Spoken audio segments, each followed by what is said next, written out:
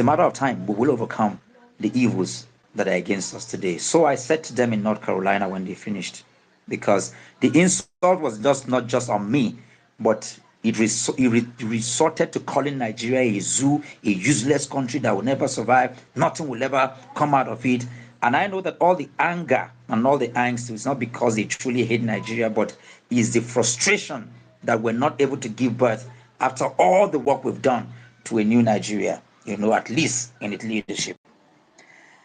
And I said to them when they were done talking, I said, we are here in America today. That was back then when I addressed them. I said, you're here in America. I see those of you that I can refer to as my fathers and uncles. You own hospitals, you own industries, you're big people in America. When things go wrong with America, you don't insult the founding fathers of America. The founding fathers of America, the founding fathers of most of the developed nations of the nation today in this world, and I make specific assertion to America, they're all criminals. And I mean all of them. All the founding fathers of America are all criminals. The slave owners, the pedophiles, they're all kinds of people. But you will never hear their people insult their founding fathers. The story that rebirthed Britain today is not a good story. Gruesome killings happened, worse than what happened in 1966 with the coups and the counter coups. Our founding fathers, including those who carried out the program, are actually holy compared to the people who founded America and other places. And so while we tell the story of today, Remembrance Day, we must tell the stories of our founding fathers must be retold from the place of empathy and the place that shows that we are truly obedient. We can't tell the story like these people who have divisive narrative of trying to break the nation. We're here to build our nation. And so I would tell the story because for all of us on this platform, we were not there when the coup took place. If you look at those of us from the north who consider Sir Ahmadu Bello as not just a father, but as a god, if you look at how he was killed, it's almost unforgivable. And I call on my brothers from the south to understand the narrative of this conversation. But if you flip the story and look at the child, just imagine the counter coup. Anybody that looked like an Igbo person, I said anybody that look, including the Yoruba, the Eshekiri, even the northern people, as long as you look like Igbo people, you were killed in Lagos. This is our story. Let's not tell the story from there. Let's tell the story from what we can relate to. Young people walking to their farms, young people, women, pregnant women were taught just because of something that happens that they were not aware of. When you look at the stories and the counter stories, it is something that is very pathetic. It's a day for us to look at the both side of the coin and say, nobody did well. And the onus is on us as a people to rewrite our story, to ensure that from the pain of January 15, 1966 and the counter coups, that they never repeat itself again, that we build a Nigeria that is devoid of tribal and ethnic sentiment. This is the onus of the obedient movement. I'm sorry that I've taken so much time because I had to combine my own remarks with that of our principal. Good evening. Thank you, Dr. Mo. Thank you so much for that. I appreciate you taking the time to lecture us on this movement. I want to ask you one simple question. Who is an obedient? What defines you as an obedient? And when do you consider yourself a legitimate member of the obedient movement? Please, can you answer this?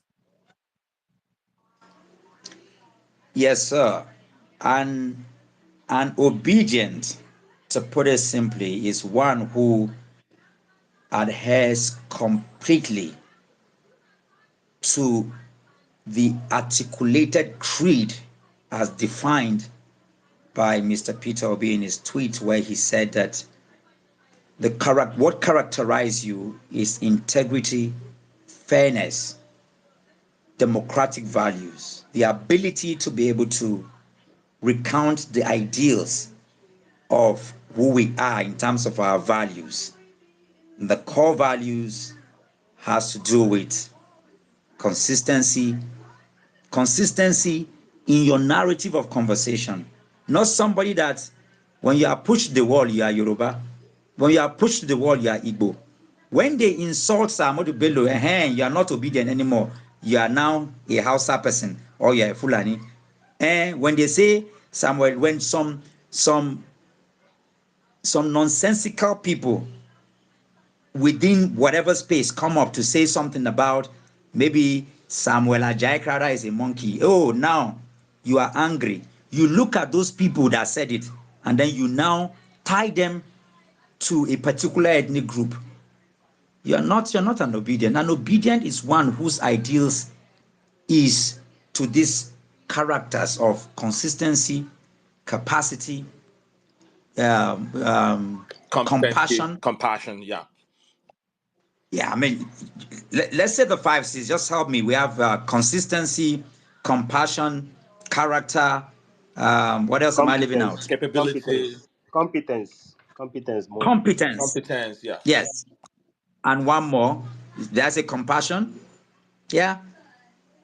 So what is competence? Competence is also the ability to be able to speak up and talk about who we are as Nigerians, who we are as obedient people, to be able to define what political, social, and our economic values are.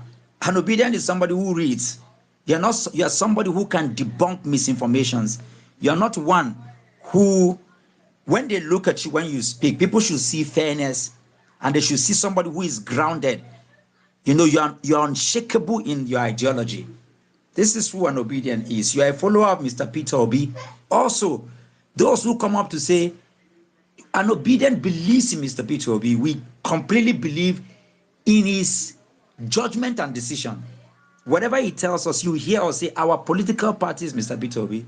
Those who come up to say, if he says this, we will not do it. No, we will hold Mr. Peter Obi account, but his decision, we will follow him. We don't have Mr. And because you ask, let me also help some people, because so that we are not, I can see Dr. Tanko here. Our national coordinator is Dr. Tanko. His job is to ensure that all the different groups, because the obedient movement is an energy, it is an essence. That is why it is not a political party, it's not a religious group, it is not affiliated to any class. We are poor, we are rich, we are ugly, we are handsome, we are wicked, we are all kinds of people. As long as this creed is what you are standing with, we only have one global leader. That's Mr. Peter Obi. Dr. Tanko is the national coordinator. And when he comes up, he's going to talk about some of the structures that are going to be put in place. But this is who, what I've said now, I'm going to repeat it again and again. I will put, before we leave here, I'm going to itemize, now that we're here, I'm going to itemize our creed, talk about who, in the same value of your question, who the obedient is. You know, somebody who ensured, you know, the 5 C's, who also is loyal, his loyalty, his integrity is to democratic value, whose standards, you know, is for a reimagined Nigeria, whose political party and leader is Mr. Peter Obi. This is who an obedient is. There's no ambiguity to that. If a group of people say, if he takes a decision or not, you're not an obedient. The obedient was named. It's just like you wake up right now, whatever, even for all the movement that have existed, whether you talk about the civil rights movement, there are different heads, but who spearheads it? Martin Luther King. Of course, you have strong people like Malcolm X, you have Rosa Parks, you have different people who are there, but there's a person that spearheads it. The what's it called? The apartheid movement, the ANC. Mandela did not began the ANC. The ANC, up until Mandela became what's it called? president of South Africa, was 82 years. But Mandela, who went to prison even after 27 years and came out of prison, he symbolized that movement. Mr. Peter Obi epitomizes, symbolizes the characterization of the obedient movement. There is no question to it. And that's why different group and any group can come out. The day Mr. Peter Obi says, today, Tanko Yunusa, you are the national coordinator of the obedient movement, that was stamped and sealed. So we will continue the engagement, but this is who an obedient is. All right. Thank you, Dr. Moore. Well said. Thank you very much. All right. Once again, let me welcome everybody to the space, those who just joined us in this conversation. We are talking about revamping the obedient movement. And I also want to acknowledge our special guest that just came in, Dr. Tanko and Ibrahim Abdulkarim as well. Before I go to Balanle, I want to re-echo some of the things that you shared, Dr. Mo. And these are some of the things that we're here to talk about. Particularly, I want to address if you're a well-meaning Nigerian, if you are a APC member, whatever you are, I think that if you look at some of the ethos that say Dr. Mo has highlighted on this space, which really the three words that jump out: integrity, honesty, accountability. These are things that you have to care about as a Nigerian. So your primary responsibility shouldn't be, or loyalty shouldn't be to your political party, especially when you see what your party is doing. Oftentimes we like to claim insane climbs. It's becoming a cliche that Nigerians like to talk about the insane climbs. Well, guess what? In those climbs, even when people vote for a political party, right, they still have to hold them accountable. There is a time where you vote for a party, and then once the elections are over, you switch to becoming a citizen of the country so that your loyalty becomes to the republic as opposed to the party. So, but for some of you, you are experiencing the same things that every Nigerian is facing, but you remain loyal to a party even when you are suffering. And these are the things you have to ask yourself: where does my loyalty lie? Does it lie with the republic? Do I care about a new Nigeria, or does it lie with the party, even if I drop dead? So you really have to ask yourself those salient questions. Number two, I want to highlight some of the fault lines that you touched on, and I'm hoping that in this conversation we can flesh out some of those things. Bigotry is a big one, because we are, certainly you can call it mission creep. Once upon a time, we were united, it was a cohesive thing, and now we're sort of split along these fault lines, bigotry, religion, ethnicity, and all of these things. So I'm hoping that after this conversation and several conversations more that will follow, some of these people can sheath their swords and begin to engage meaningfully in a way that will foster the ideas that this movement really encapsulates. That's why we're here. Finally, the idea of violence for violence. That is a big one as well.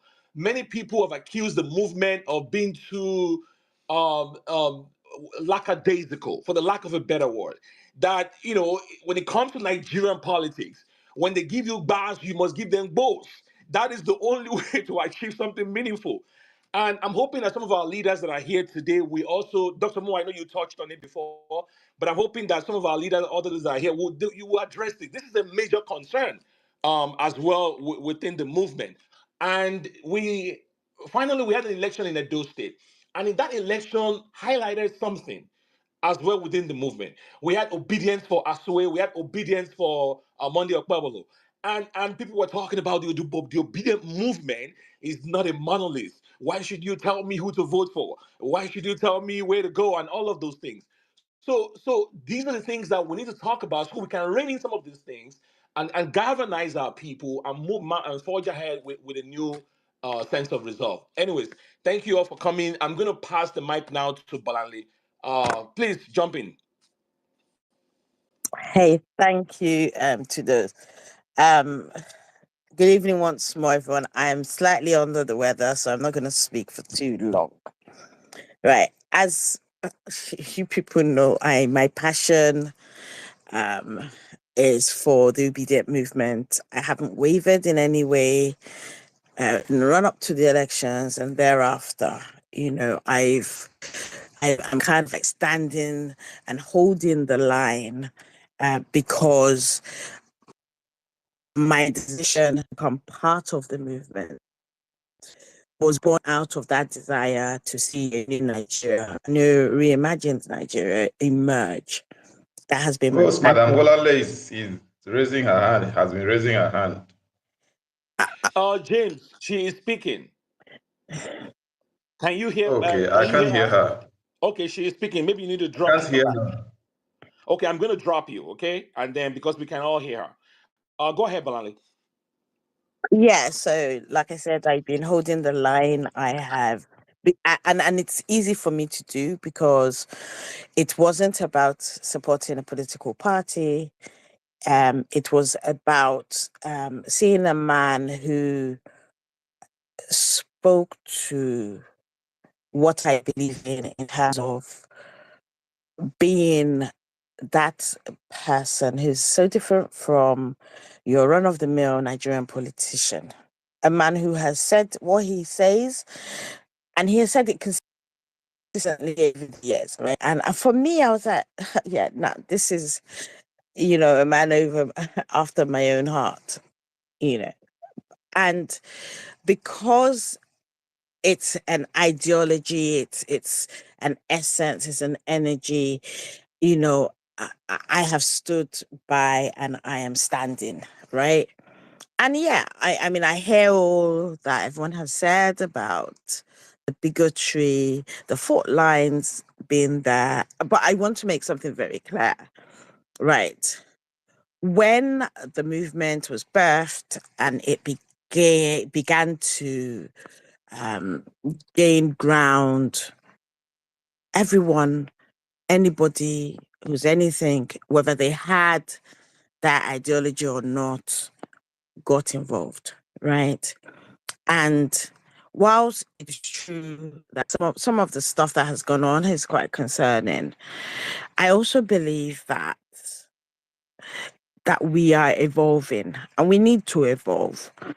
Right. It's almost as if, water, when we say that water would always find its level, that's where we are. Right. And it's that moment where we have an opportunity to look at ourselves and say, look, this is what we believe. But does it in any way influence who we are? Right. And I often look at Pio and say to myself that he's a better person than I can ever be. However, I find myself, and people know some of us like are targets. We post something like this, the insults come, the curses come, and what have you. And my stance has always been, if you come for me, I'll come for you too. If you insult my parents, I'll insult yours. In fact, I'll insult your whole generation. And I've done that on so many times, but recently I kind of see myself being a bit more measured and holding back a bit. And I know why I do it, because I'm like, well, what Peter will be do, and it goes back to that ideology. Who are you? Who are we? Right. And so, yes, I see the bigotry. I mean, please, those of us who are Yorubas during the run up to election, we were targets of the people that we eventually called the road news, right? We were never Yoruba. We weren't Yorubas. In fact, they denied our ethnicity, and we kind of like shook it off, right? And when the bigotry wars started, yeah, I see some of it. I say to myself, you know what? I'm just gonna walk past, because in my vision, in my dreams for a new Nigeria, bigotry does not exist. Okay, fine, I know it does, because we see it daily. However, it doesn't faze me, because my identity as an obedient is very clear. First, I'm a human being, right? Yes, I was born into a particular ethnicity, but I am part of a wider group of people called Nigerians, right? And therefore, my conversation, my fights, my decision to stand is because not because I am a Yoruba woman. No, it's because I am a Nigerian. And I think part of our problem is that a lot of people do not see themselves as Nigerians, right? And the thing is, in seeing the obedient movement being birthed and gaining ground, in my mind, I was like, now, these are Nigerians, right? People who don't care about what part of the country you come from, right? They see you as being a member of their families, right? I mean, I'm a Yoruba woman supporting an Igbo man, right? Working with people from the north, people from the south, people from across Nigeria, right? Deciding, because it's a conscious decision that you make, that regardless of what's going on, right, you're going to stand for the country, right? And so when these people come with their insults and they disrespect me, I say to myself, oh, well, go and see them in America. When it comes to politics, they know how to do that. They will do. In fact, by the time misinformation finish your life, you won't know where to put yourself. However, right, the moment they sing their national anthem or they fly their flag, they all fall in line, right? And therefore, I don't see a political party. I don't see a tribe. I don't see a religion. I see a people who have been put together, whether we like it or not, right, by, the Brits,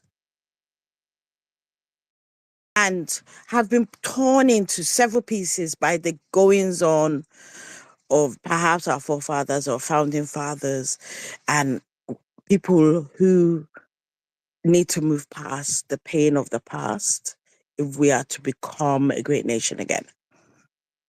And therefore, right, what I'm going to say finally is this. The start of nation building is what the obedient movement, right, has started in coming together, regardless of all those divides, right? And it is what we need to build on. Because guess what? That ideology, right? And that living out that ideology, not just saying it, being it, demonstrated the way Peter Obi does, right? Where when he says something, right, go and check. We learned that catchphrase, go and verify from him. Because if he says it, if you go and check, that's how it is, right? It's who we are and who we should continue to be, right? We need to be who we claim to be. Right. And in order to be that person, those hurts of the past, I'm not saying that pain will go. And for whoever has studied, the psychology of us as human beings will know that trauma, right, it never really goes away. Right. We just learn how to cope. We learn how to live in spite of it. Right. So therefore, I am not prepared to die in somebody else's fight. Right. And whilst people will come up and say, Awolowo did this, right, I choose to see the good things that he did that we can actually replicate. Or I see, Amadou Bello and his love for his own people, or, or I see Nnamdi Azikiwe, right, and what he chose to do for Nigeria. Right? That's what I choose to see. Because if we are to dwell on the things they did wrong and we continue to allow it to divide us, then what happened in Rwanda will be child's play compared to what would happen to us. Right? And I don't want to see that. I want to see a Nigeria that thrives. And therefore, yes, I will speak against government policy and I speak to policy, right? I would drag people. I am learning how to drag in a more refined manner, but hey, I'm going to make mistakes sometimes. However, I'm more focused on us as the obedient movement. Yes, there are fault lines, but I feel like we're evolving and we're getting there. And we will get there. We just need to keep on doing consistent. And it's only then that we win the hearts and minds of others who will see us and say, look, you know what they say. And what they're talking about actually speaks to their spirit, speaks to what they want for their country.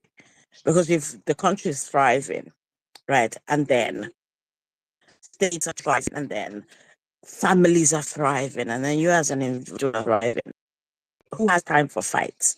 No one. Thank you. I yield back to Tidas.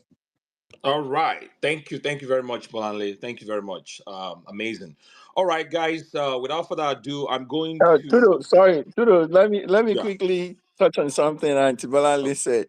Okay. Uh, Auntie Balanle, I love when you made that statement. You are striving to do your refined bus or to start doing bus in a refined manner. That is something to learn Yes, this and Theo, what can 2025. I say? What can I say? What can I say? I know, when they tell you to put, if you're a Christian and then they tell you to fight constantly against that desire, right? Yes, my spirit is predisposed to backbones and violence on all levels. However, I'm learning. I am learning. All right. Yeah, you're right. You see, and that's one thing I want us to really understand about who that man Peter Obi is. If you know Peter Obi and you know him very well, honestly, in the initial state, I really, really don't understand that aspect of him. Somebody is coming at you red hot, and you are saying, "It's my brother. It will be fine. Just let me handle it." We never used to understand that aspect of him. But honestly, as Antibalale just said, with time, we are beginning to understand and appreciate that way of resolving conflicts, of going hard at people that we see as the opposition, you know? So there is a lot to learn from this man. I just want to really touch on that particular goes area because 99.9% of obedience are people that want Nigeria to work.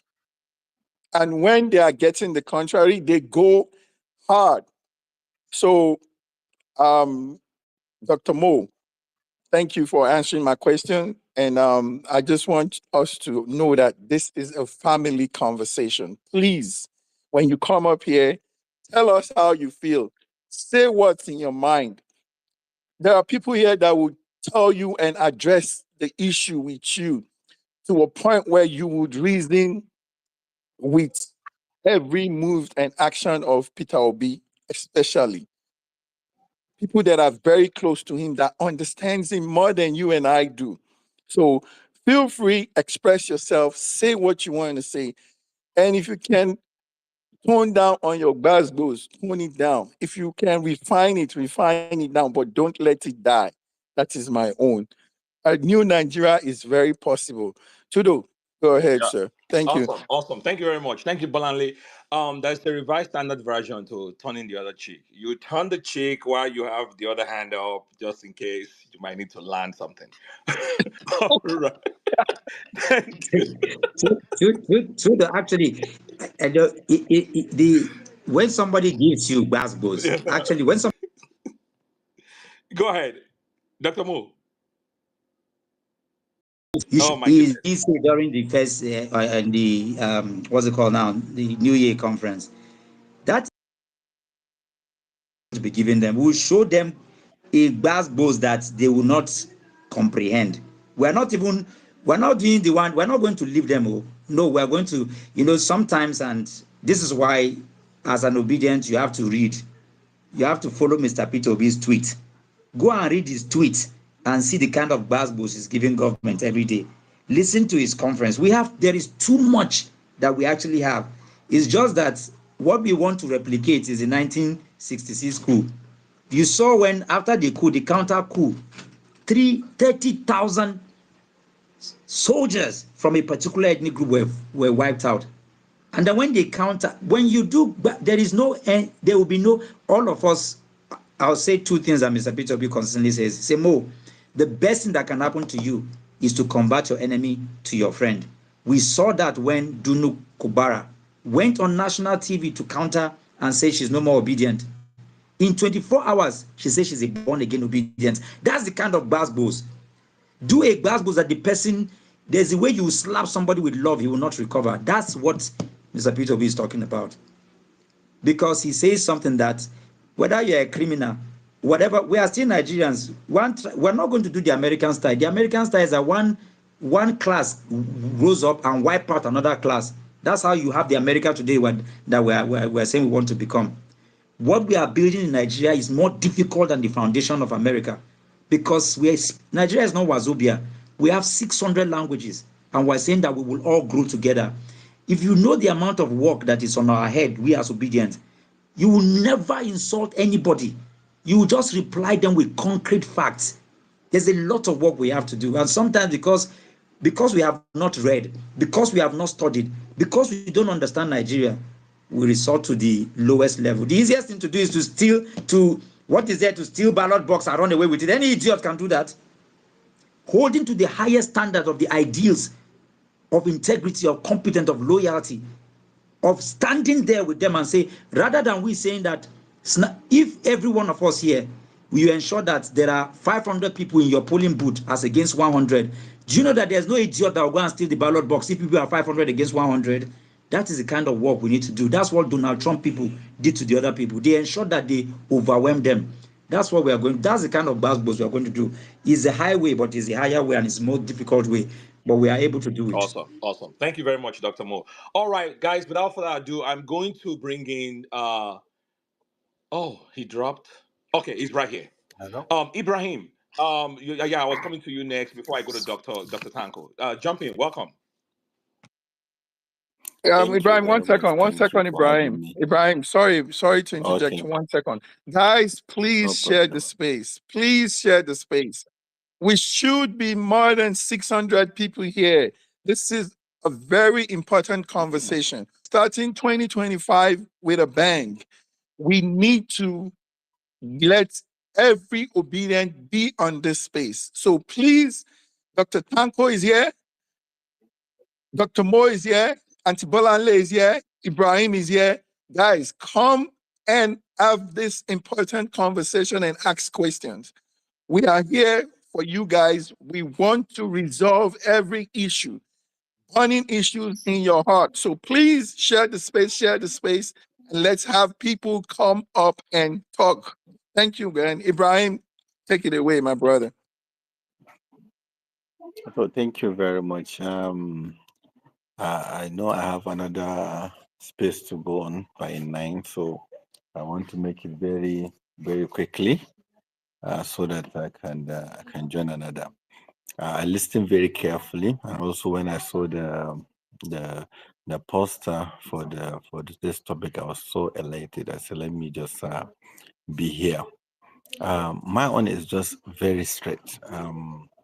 I've been in this game since 2023, 2003, and I'm part of the Buhari Support Organization, and I was part of the CPC, and I was part of this merger of the APC and up to where we are today. Nigeria is in the hands of people that if we allow it, we'll never have a country again. That's the fact. And I see a lot of people that feel that the obedient movement is not going the direction they wanted. Politics is not emotional. No matter what we do, we have to organize ourselves to win. We have the best product, and that product is Mr. Pio. I can tell you from the people I know up here in the north, governors, ex-governors, ministers, emirs, and chiefs that I can talk about that have been to their houses. And I always compare them with the PO. I compare the mindset. I compare how they look at Nigeria. I compare the selflessness. I look at the character. I always ask myself, anytime I go to bed after sharing a moment with PO, I ask myself, what are Nigerians thinking that they are not seeing what I'm seeing in this man? Mo is here. Dr. Donko is here. If you are talking about government spending and proper accountability, and you are talking about proper budget that will help the country, I can remember Shekara was in my office. He came for a visit. We have a long conversation. So he told me he left he left as a governor then, but before he was assigned as a minister in PDP. So he was in my office. We have a conversation. He told me, say, Ibrahim, if we can impose Okuma, if we can work on our budget of just 20% to a state, that still will look different. I said, sir, you're talking about 20. I thought you tell me 80%. You say, no. If we can implement 20% of our budget at the federal level and the state level, Nigeria will be okay. I said, just 20? Yes. I said, sir, what are you doing now? He said, no governor is even using 10% of his budget to the people.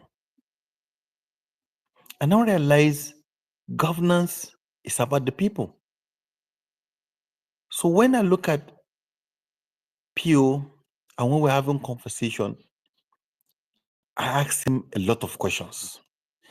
And a lot of things used to baffle me because I know in the North, just somebody being a commissioner, if you see how he'll be feeling, how a big man he will be.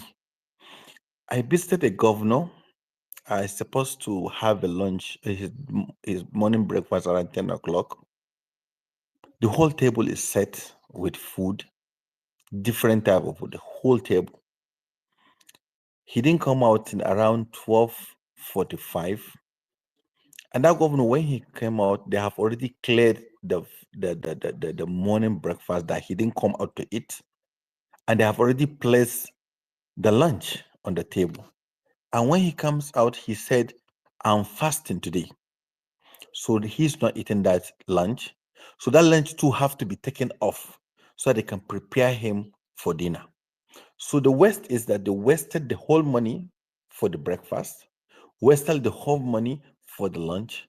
And now maybe if they fail, they can eat just half of what is going to be provided at the dinner for the iftar.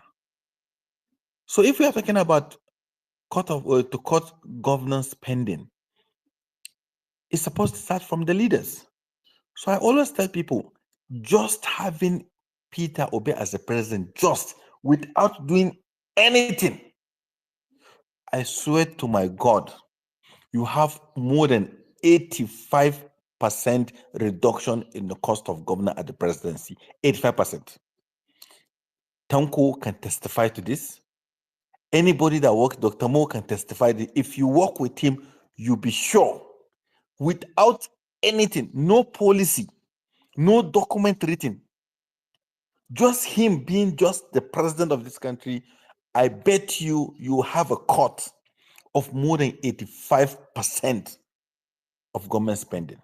And what this will help us is that once the president that is the head did not buy an Escalade for himself, do not buy a private new jet for himself, do not renovate his house. Even I know of a PO, he may not even stay in that villa to cause cost for Nigerians. We are discussing with him some few weeks ago. He said someone came to him to see him on a Christmas day. He met him in the government house alone. He checked left, he checked right, he didn't feel anybody. He said, Mr. Governor, where is your wife? He said, she's in the UK with the kids. He said, I didn't see anybody. He said, every other person has gone out for Christmas that day. He said, what are you doing here? He said, I'm here to do some of the papers work that I'm supposed to do that I've not been doing. So they brought the papers for me to the house. So that's why I'm alone here. The man was shocked. He said, so what did you take? How did you celebrate this birthday? He said, this is how I'm celebrating my Xmas today. If you know what is being spent in the government house in a day, you'll be surprised. He was telling us about what happened to him with the fuel they are taking for his convoy. He said in a month he has a bill of 40 million naira for fueling. He said once he now said, okay, I'm going to be using this number of cars for what I'm going to do. I'm going to be using this amount of fuel. He said that month I cut that.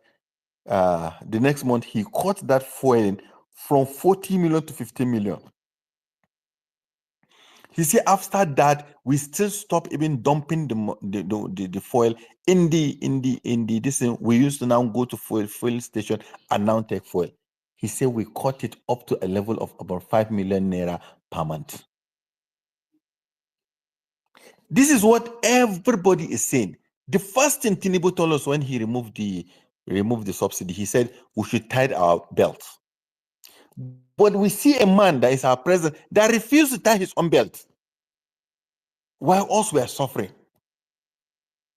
So my own concern is about the obedient movement is that we have the right product and we have the right people.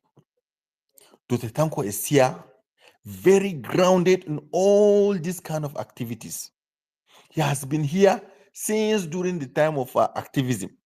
Since when they are doing Ganifa with me and all his friends, Ubasani and others, when they used to transport themselves from Kaduna to Lagos just for activism through a night bus. Contested for president of this country. Dr. Tanko was a chairman of IPAC. He was a chairman of a party. Dr. Mo is with us here. Any other person you can think of here, we have them in this movement. Now we bring ourselves together and selected a movement based on ideology, based on who we think can take us where we want to go to. It's not about number. It's not about we come to this space and be 5,000, 10,000. That's not the idea. It's a true conversation of few people that believe in the movement and where we take this movement. If you look at in history, 2 people, 3 people make a revolution, change the course of the country. 5 people, 10 people. It is a group of people that believe. What we just want to understand is that we have ourselves, we have a very good product, and we are going into what we want to do. Any other politicians I've told you will disappoint you when you give him power. A lot of people, I asked one of my Igbo friends, I said, why is a lot of the elite in the Igbo land hate Mr. Pew?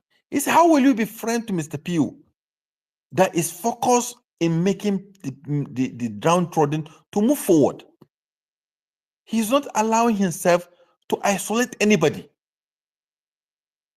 And he's not thinking of the division that we have seen. Dr. Mo is here. Dr. Nuse is here. He always asks me, Ibrahim, I said, we should not go to so person. He said, why? I said, sir, that person don't like you. He said, Ibrahim, that's the reason I want us to go to him. That's the reason why we have to have the conversation. We can't be keeping enemies. We have to move forward. Something happened on the 15th of February. We are all bitter. The civil wars was there. But are we going to hang on that what happened in 1976 or in 1966 to 1970 and we refuse to allow ourselves to move forward? Today we are thinking our people based on tribe, based on their religion, instead of us to be thinking of our AI, thinking of our quantum physics and other things that will move the country forward. This is where we are. Can we still stay while other people are developing? Nobody is going to wait for us. Go and check out what's happening in China, what is happening in Korea, what is happening in other places. Nobody will wait for us. We are thinking of how to get steady electricity. As of this moment, 21st century, 2024, We don't even have a good curriculum in our universities. 2024. It's a shame for all of us.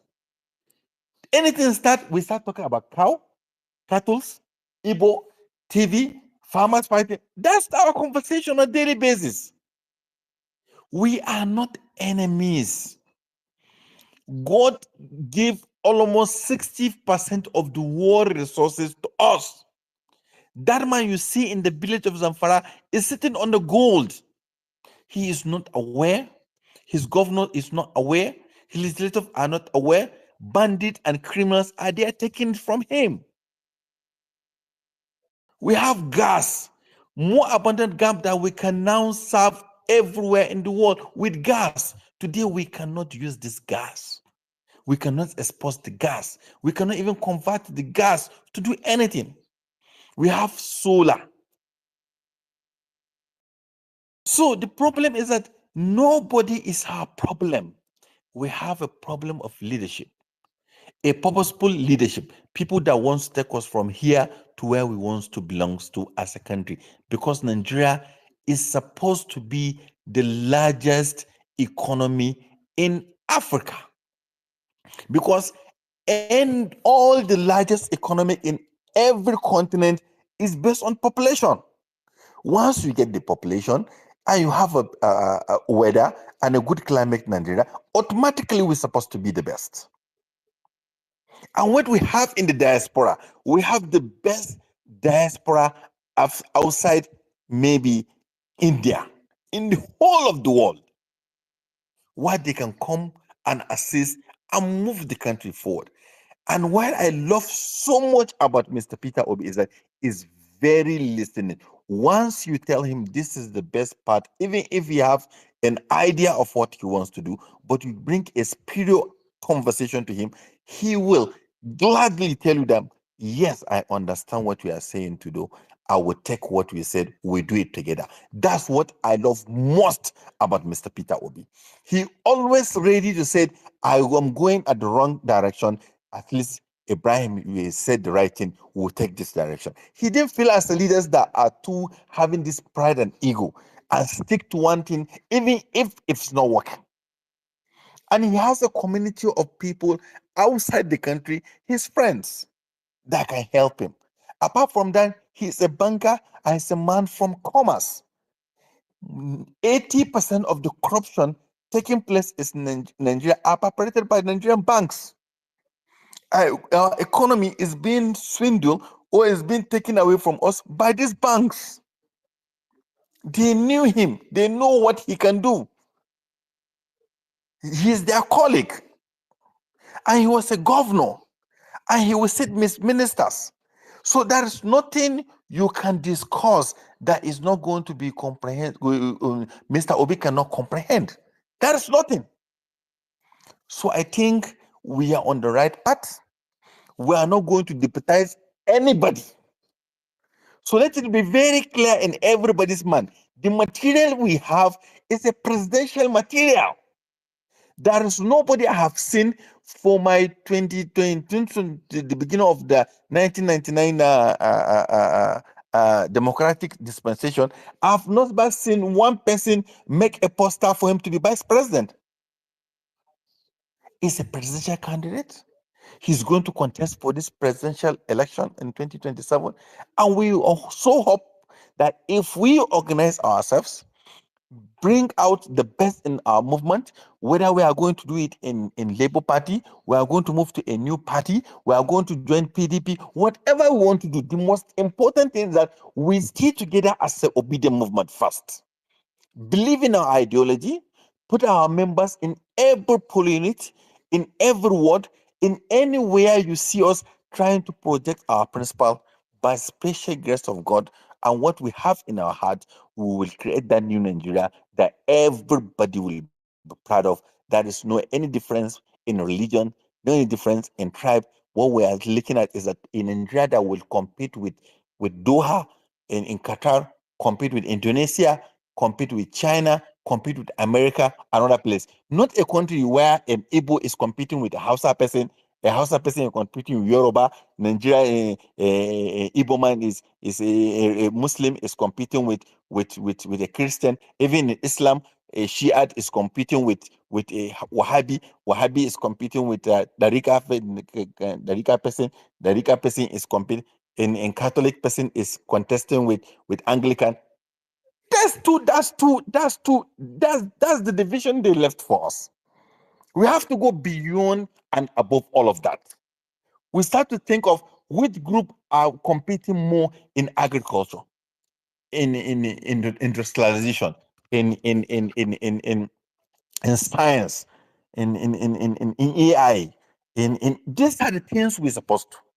Up to there, as I talk to you today, MTN is still the #1 provider of network today.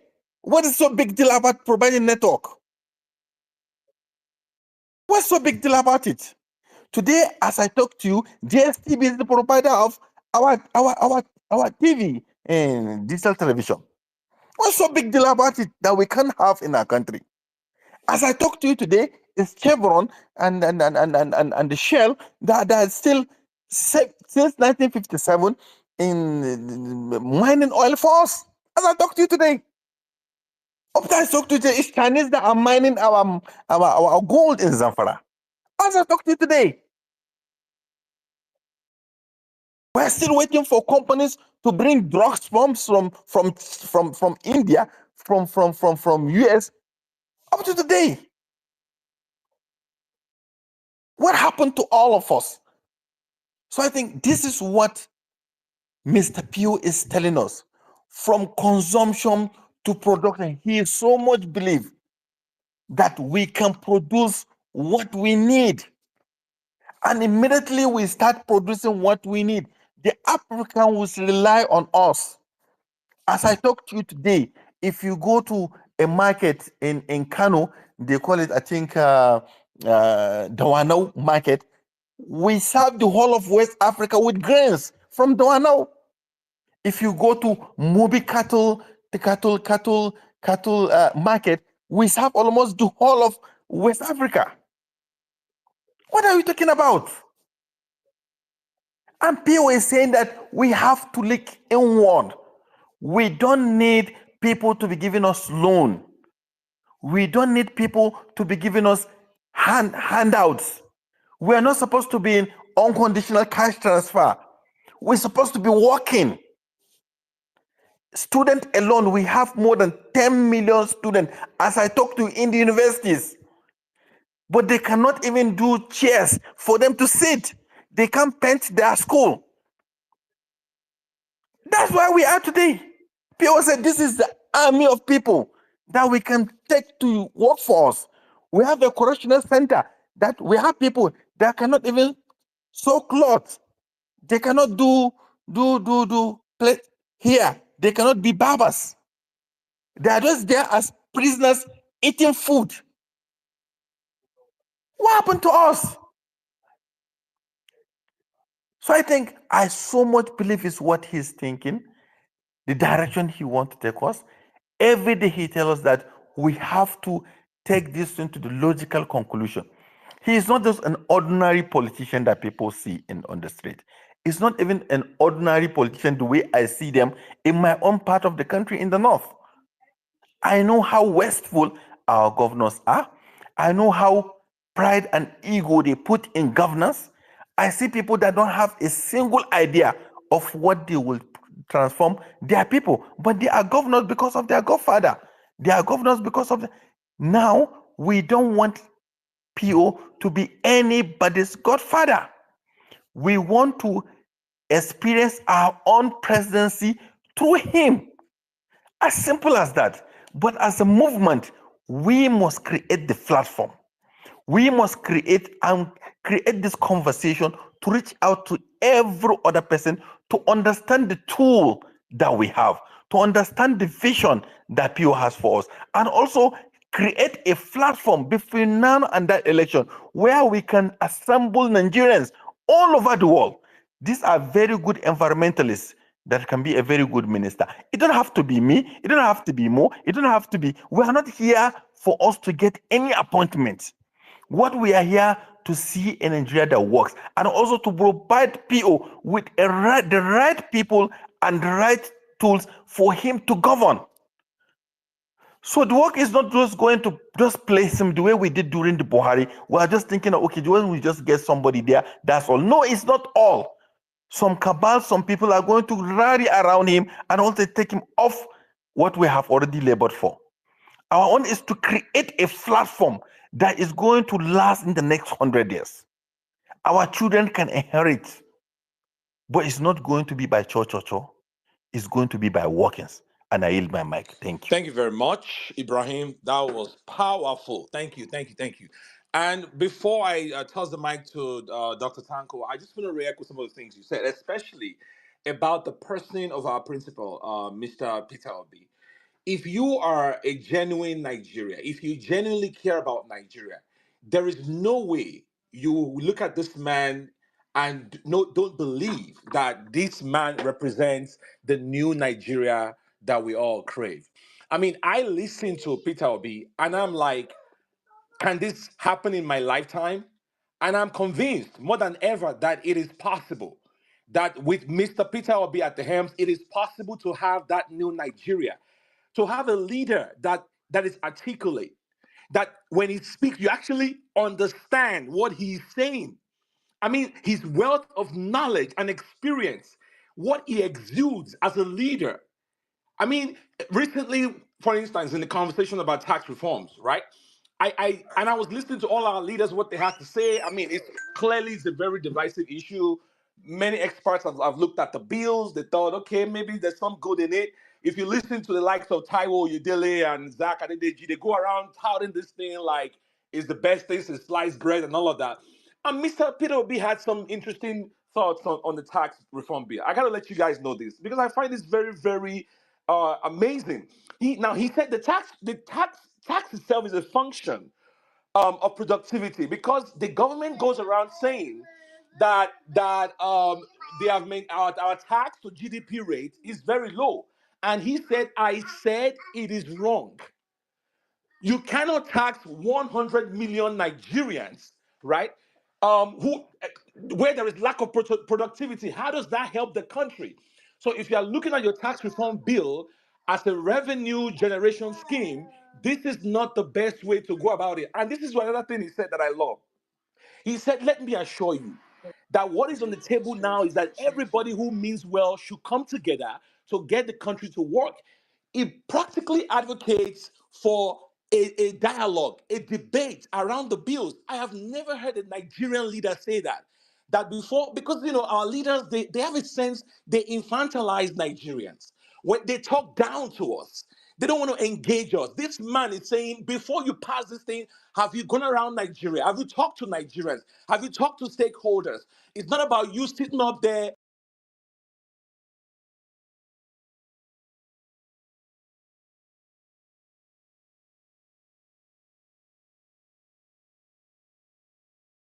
in your ivory towers and talking down to the Nigerian people.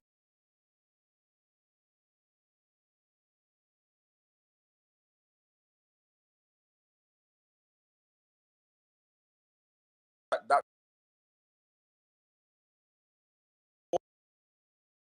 national coordinator of the Obedient movement. Dr. Tanko, welcome to the space. Please go ahead.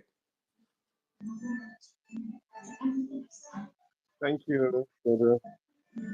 Thank you, Magnificent. Thank you, everybody. Thank you for everyone who has been contributing to this movement. When it was born, what you have done, and what you intend to do. Let me make this clear.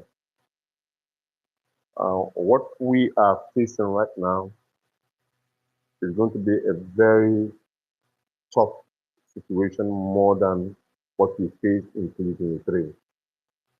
And then I know for sure that we are very much equal to the task, even more than. I was just delivering a paper in Kaduna. I left Abuja this morning. I came to Kaduna and I was delivering a paper in front of Major Al Mustafa Senator Advocacy, quite a large crowd of young Northerners who have refused to be of the old leaders, that it is not their way, it is the highway. So a revolution of brewing in the North in a different manner. So I say congratulations to the obedient movement for opening the eyes of Nigerians and making them see the reason why the quest or demand for the good government is a credible quest by every Nigerian. Now, we are all witness to the evolution of the obedient movement. We have people who come from different aspects of our lives, technocrats, civil servants, civil society groups,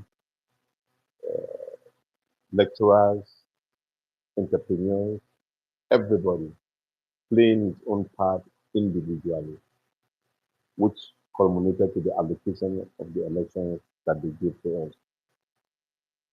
But we knew that we were more than that, and we know what we stood for. Now, it may amaze you to know that the obedient movement does not really started in the 2023 general election.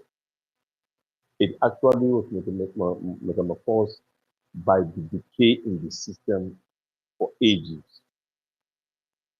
Just like Brian and Dr. Mo has choreographed and other leaders or speakers on this group may also touch. The quest for a new Nigeria has been on since the days of the Aminu Kano, Ken Saro-Wiwa, Balarabe Musa, Otto Nwankwo, Fela Anikulapo Kuti,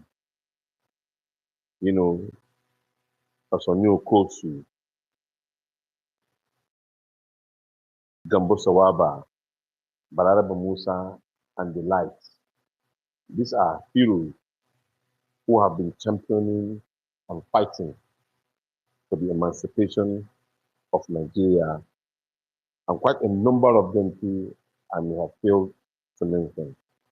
But the question is one and only: who we are as a people, what we intend to achieve as a people, how are we visualized in the Committee of Nations, what do we want to leave as a legacy for our children, how do we want to, harness the goodness and gifts that God has given us.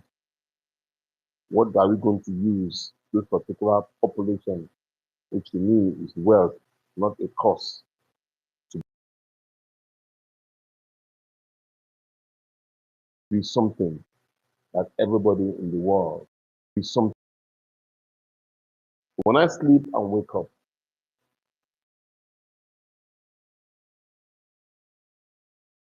it means that my life will be lost in this particular battle of getting Nigeria on the right way, then so be it.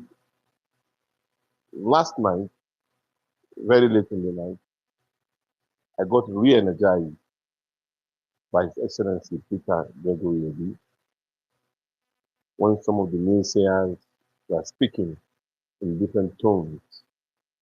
And then he said, am I the first person to die? Neither am I the first person to be arrested, or neither am I going to be the first person to be,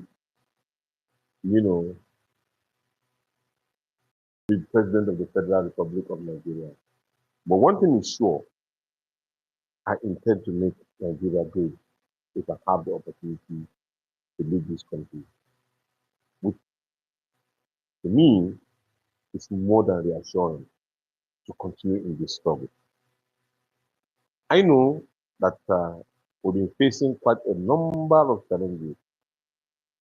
The challenges ranges from those who refuse to see beyond the level in which God has given them, to look beyond and say, look, we have a product that can turn this particular fortune around.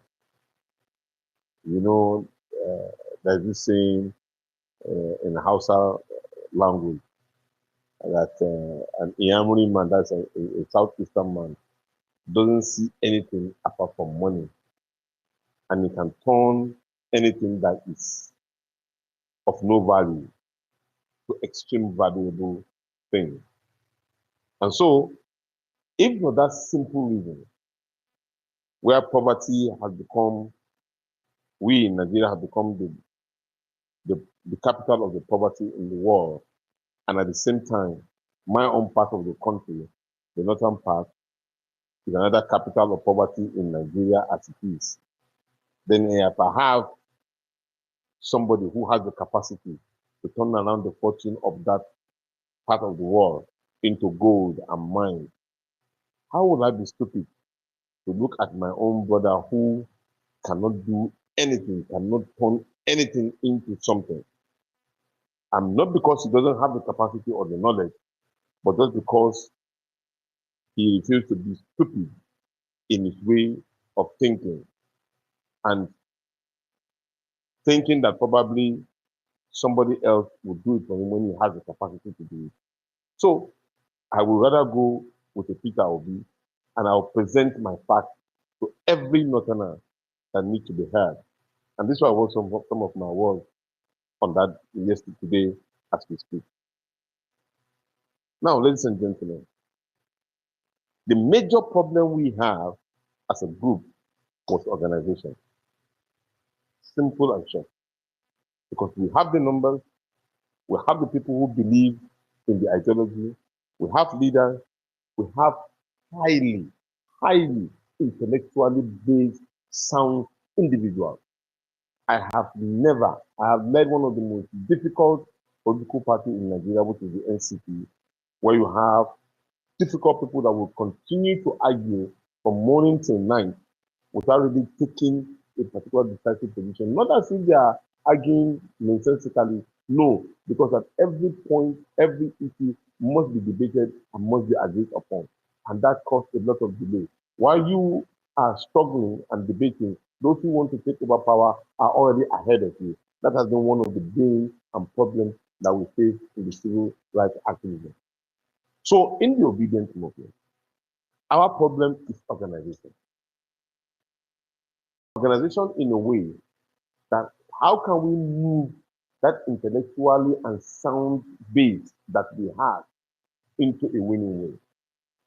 How do we run away from accusation and counter accusation, mostly on a false level? How do we change the narrative of taking our strength out of the negativism that they paint us to be?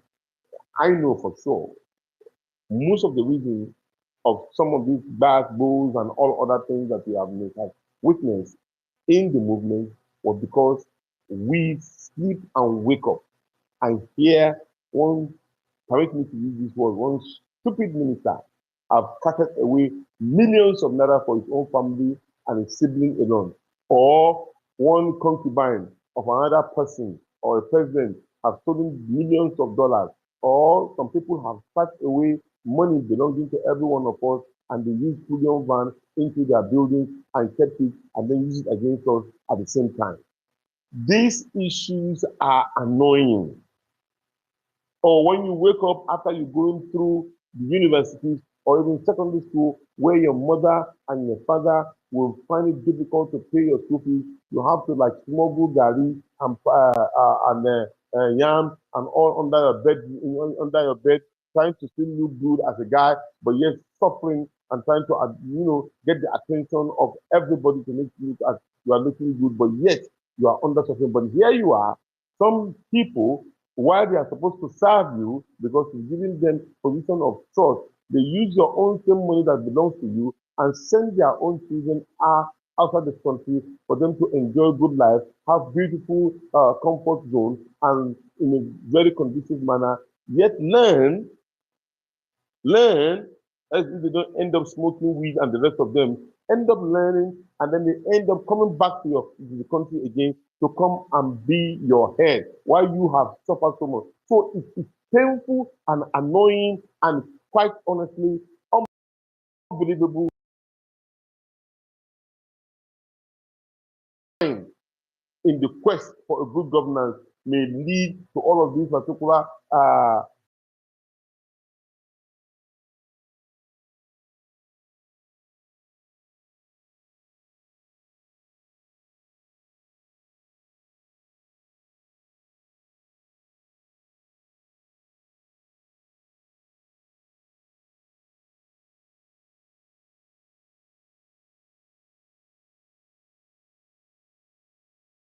control of leadership that we can be able to champion or lead what you want to say to Nigeria and practicalize it. So now that is the crux of the matter. Ladies and gentlemen, Nigerians need a messiah. Somebody is already leading us. Somebody, all of us believe in his capacity and his will, competence as the 5 C's go, credibility, character, compassion, consistency, credibility, and all. In fact, it's not even 5 C's, more than 10 C's. His Excellency Peter Gregory has it. There's no doubt about it. You put on a scale of 10, as I sit with you or as I speak with you, nobody can gain nothing less than up to 3 when you compare what he can get up to 7. This is a fact. But then, how do we make this particular person become the president of the Federal Republic of Nigeria, considering the barrage of lies and dissenting voices and all of their treacherous plans? This is another issue that we need to face. You can't believe it. A lecturer who's supposed to be a teacher of men, as we speak, he is in a room concocting ideas on how to defend the indefensible position of the policy of this government. We have them as professors. They are there and they are suffering the most. Or you talk about a IC technologically savvy person who is a youth like you or any other person, but yet he's being paid peanuts against the will of the collective interest of Nigerian people. They are there and they are being paid. Or because somebody comes from your own tribe and then you feel that if it's not your tribe that is in the position, you will not get a better life. And so therefore, it is better for me to support this particular person because it's my tribe. They are there and we're all Nigerians. Those are the worst set of individuals that we can face because all of them know that whatever it is that they're doing it as a negative thinking to the betterment of all of us. That when they do the right thing, they know they can benefit much better, but rather they remain in their cocoon to continue to fight what we are thinking that will be of betterment for every one of us. It's quite degrading, condescending, depressing, unacceptable. In all of my struggle, and I believe a lot of us, it's not as if we couldn't jump like monkeys. It's not as if you cannot jump like monkeys to join them in their charade from one political party to another, from one political party to another, just because you want to get a post. We could have done so, but we remain consistent in this belief that Nigeria must be uppermost in our minds. And so we continue to champion that particular cause, even at the point of our, detriment and danger that we face. Don't be under any illusion. These people are vicious. When I say vicious, they are vicious. And they are ready to throw any kind of tantrum to every one of us. So we better tighten up our belt. That is part of the thing that we need to organize ourselves. So, in organizing ourselves, the obedient movement is being structured now gradually. With our leader, His Excellency Peter Obi, my humble self, just trying to coordinate all the affairs. We have generated a lot of heat within the short period of time. I will agree with you, we'll slow down a bit, maybe because of the issue of delivery to me and some other things within our own technical work and all. But we are going to be much stronger than you can ever imagine. The programs that we did in the southeast, in the northwest, we are going to amplify them in the northeast. Within now and February, we are going to amplify same in the southwest, north-central, and at the same time, we are going to reach out to our brothers and sisters in south-south. Then, we are going to announce series of engagements within now and March. We will announce our motive of operandis as regards to the process of how we intend to know our numbers. We are going to get a lot of information as regards to who is who in the structural building with a redirection. That will happen in a very short period of time, within the next 1 or 2 weeks. I don't want to be specific because there are some little ends that we need to tidy up then before we make the announcement. Remember, we have done regional engagements and to all the regions. We are going to exhume that. We also have what we call our directorate. They are almost like 13 in numbers. We are going to get them filled up. So everybody will be working. Everybody, when I say everybody will be working, so that our direction will not be on each other, rather to be at the target of making sure that we are found in every nook and cranny of the Federal Republic of Nigeria. So when we speak in unison, we speak in one voice, we speak in how to connect with each other with one feeling. And that particular feeling is as regards to how to get Nigeria out of the woods and making sure that we have our leader, Peter Gregory Obi, in position of power so that he can lead us aright. Ladies and gentlemen, this series of engagement will be culminated in such a way and choreographed in such a way that everybody that have not been well grounded about politics will know, will prepare his mind on what it takes him to be an agent, how he's supposed to be an agent. We are going to leverage so much on the ICT technology, knowing fully well our numbers, and then connecting with everybody in the villages. Not that we don't want people in the city, we do, but majorly where they commit all of this heinous crime against you and I is actually from our villages. So we need to be felt in every nook and cranny of our villages to ensure that all those corner where they use all those magic from nowhere is being covered. Commendably so, everybody is now a leader. Everybody is now a leader.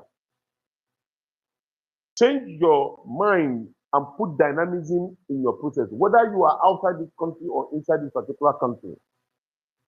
You must, as a person, as you believe in what we are doing, to come out full throttle. Even if you have to use Kasongo, what would I call it? Kasongo engine to move, because we need that particular speed to be able to really overcome these people. You know, at the moment now, they have stacked a lot of money in the banks. They have stacked a lot of money in their underground votes, and they will use it to defend or deceive the people.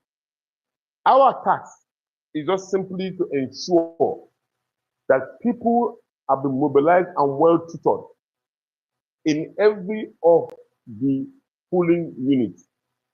Remember our strategy. Our strategy is to ensure that we cover all of these polling units with total number of nothing less than 200 to 300 persons. So, if you think that it's a simple task, please sit back and think very well. It is not. We need all the resources and applying them in the right direction. And we need also a rapid response to be able to tackle any kind of attacks. What we need as a rapid response in media, we need them as lawyers, we need them as security personnel, so that we will be ready to tackle any area, but not in a very weak form of only in social media. No, we're talking about having lawyers stationed. We're talking about having writers stationed who can also do research and respond to issues that may be raised against us. In the coming few weeks, you'll be seeing them raising all kinds of false allegations. They've done it before. And we must also be able to get credible candidates that will run for elections. When I say credible candidates, they must be also well knowledgeable as regard to what we intend to achieve collectively. You don't just vote for somebody or bring somebody who you think you can give position of power to. When he gets to that position of power, he will not be able to execute exactly what is contained in the manifesto of the party in which he or she runs with. These are some of the things that we need to prepare ourselves with. Finally, the man Peter Gregory Obi,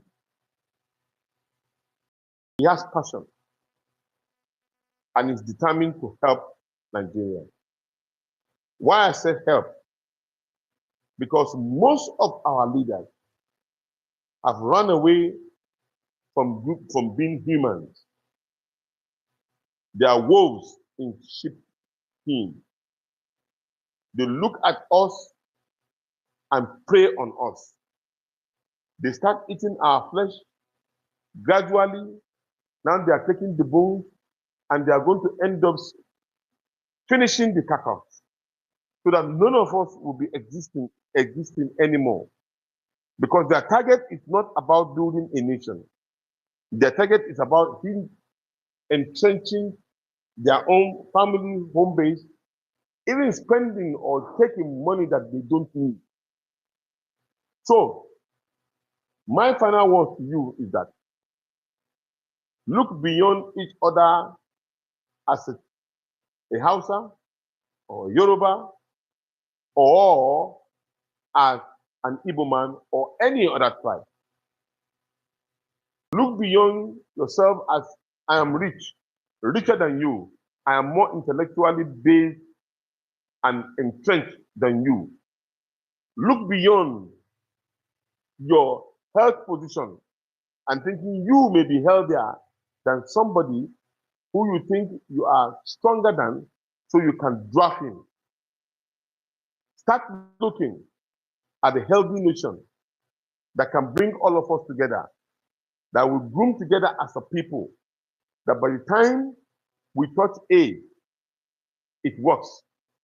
When we touch B, it's clean. When we touch C, it is quite protected. When we now touch D, we are all united as a nation.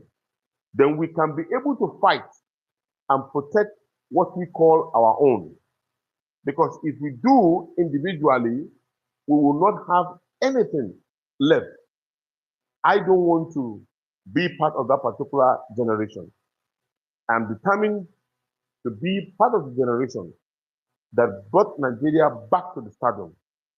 Because I believe that Nigeria can be revamped and the obedient movement can be that particular catalyst to lead us. And I also believe strongly that with the Peter Obi, in Nigeria can be better.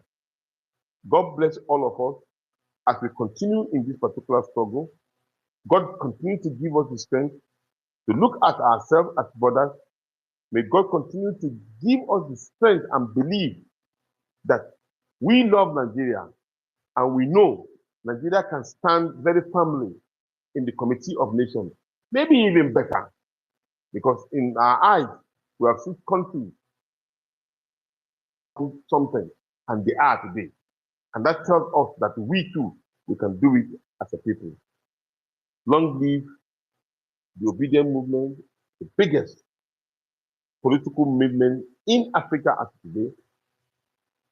Long live the Federal Republic of Nigeria, the capital world of the Black nation, which can reach the highest of the pendulum of greatness. And God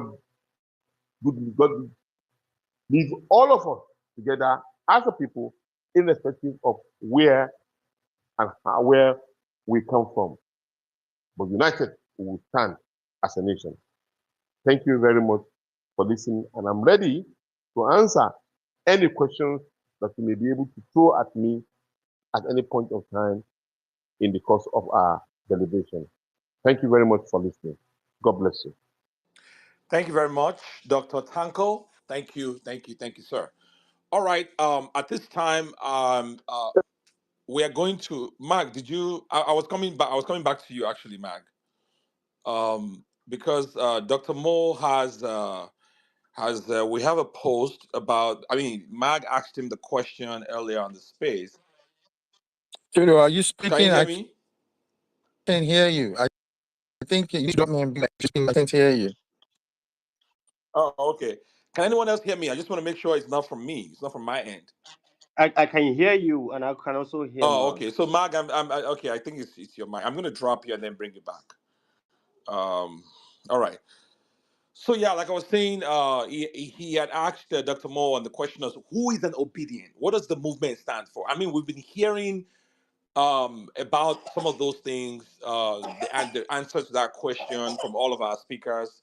Particularly, we just heard from Dr. Tanko himself. So we're going to read out what Dr. Moore has posted here. I wanted Mark to do that. But in the meantime, let me also announce that this time we're also going to take other speakers because we've gone through our guest speakers and they are still here with us. So if you have any questions for them, if you have any questions about the movement, if you have any concerns or any thoughts at all you want to share about the topic of the space, please feel free to come up and then we'll call you. I see some hands already. Ife, welcome to the space. I see you as well, my brother. All right, so let me try to pull up Mag before we move forward here. Please hang with me, guys. Um, I don't see him on the space. All right. In the meantime, I tell you what. Let's just move forward here. So we're gonna let's take Veen. Veen OT, please go ahead. 3-4 minutes, guys, so that we can go. We have a lot of people waiting to speak as well. Veen OT, please jump in. Thank you very much, Dr. Unisa. Thank you and happy New Year, Dr. Moore. It's good to have both of you on the platform again, and good to see you again. I have listened to you, and I also listened to some of the definition that's been attributed to what obedient movement stands for. In as much as I'm not so much interested in laying the history on how we started this movement, but it's important for me to also reiterate here that obedient movement is an organic movement that was born out of support for anyone who wants a functional Nigeria. That is what who obedient movement is. That's all. That's what obedient movement stands for, and that is who obedient is. Anyone who wants a functional Nigeria, irrespective of tribe, creed, or geographical location, that is what this movement stands for.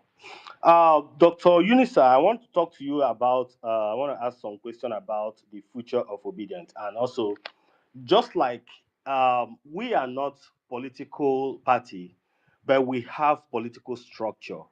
And in every political organization, every political party, or in every political engagement, there are always structure, and structures are maintained year round.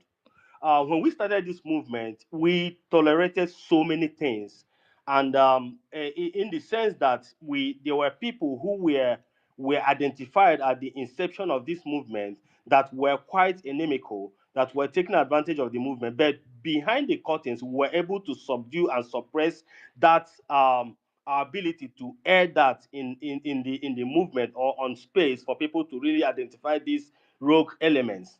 The reason being that we were trying to avoid having the ethnic coloration on this movement. So we wanted it to be a kind of hydra-headed movement, and we succeeded in doing that. Now we have a direction. We have an arrow person who, in the person of Dr. Unisa. And my concern here is that there's a saying in Igbo land that if you were not in a funeral or in the burial or in the burial ground or so, if you start to dig, you start digging from the foot.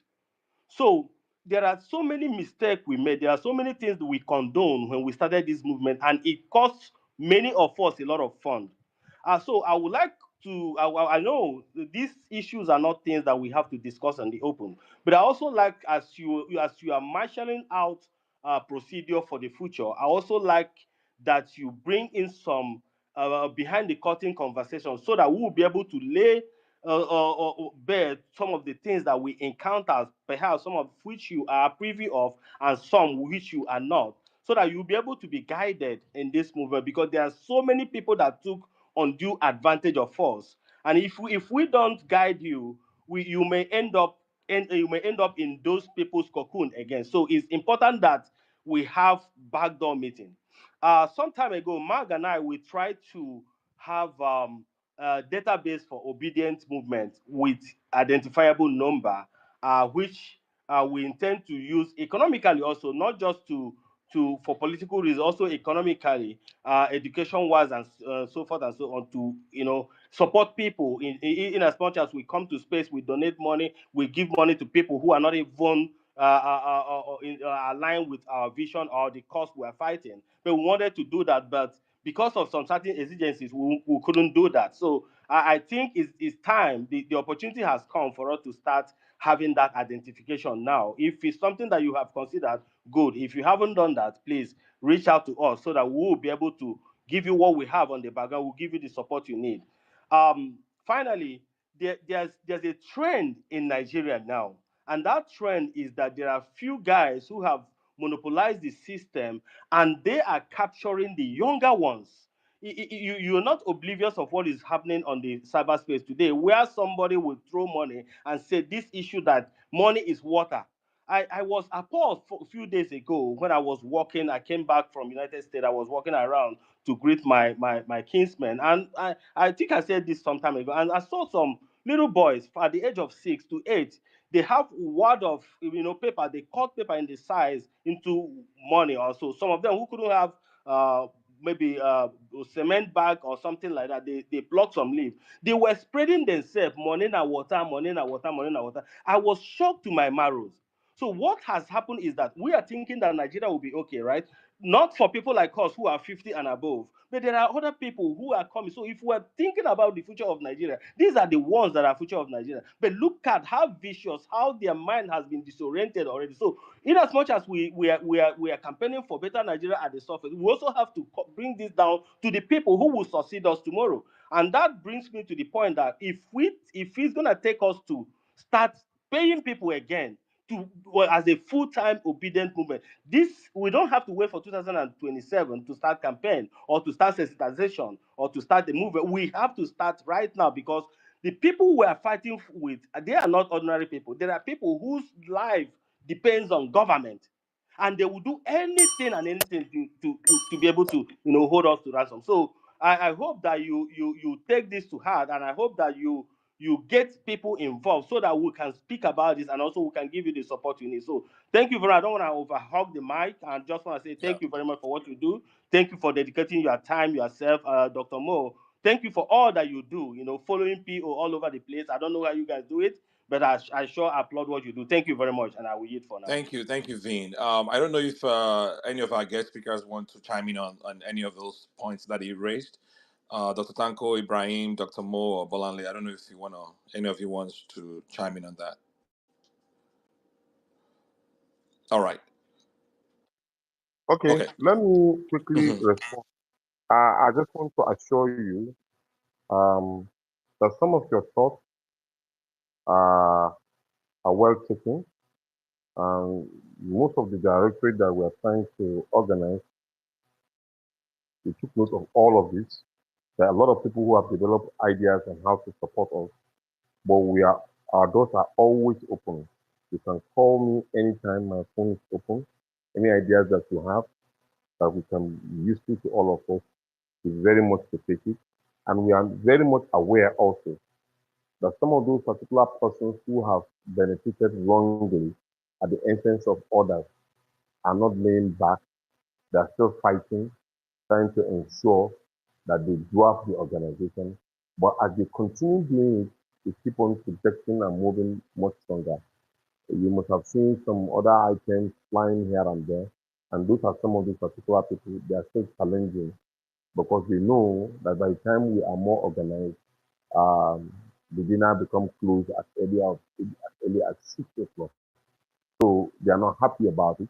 So we also are asking you to be mindful of such and be able to defend the movement at every opportunity that you have. But we'll take it in stride to ensure that all of these suggestions that we are giving, we'll ask for more. We will also do that backdoor conversation in order to help the movement. Thank you. All right. Thank you very much, Dr. Tanko. Before I go to the next speaker, To the I want to go. Yes, Dr. Moore, go ahead. Yes, I wanted to just add to what Dr. Tango has said in the opening. We've had and this is very interesting, and there are many people who take claim to being the ones who started the obedient movement, and this is very shocking because the movement is a spirit. It's actually spiritual, and I know to about three different people that PO went to, and they explained and told him how they started the movement. And guess what? They are all correct because is something that whose time has come. So I know that we all, in fact, if we don't have more than 1,000 people taking ownership and claim to it, then there's something wrong with the movement. That's why it's a movement. So it's ours. But what is the beauty about it now is that I remember a few weeks or days ago, a couple of times, myself and Dr. Tanko, I'll call him and say, oh, or you get an information, certain people are trying to put certain things up in terms of calling it the obedient movement. In several groups right now, there are people who are doing that. I remember even in Badagry, my attention was called to stuff because we already have a direction.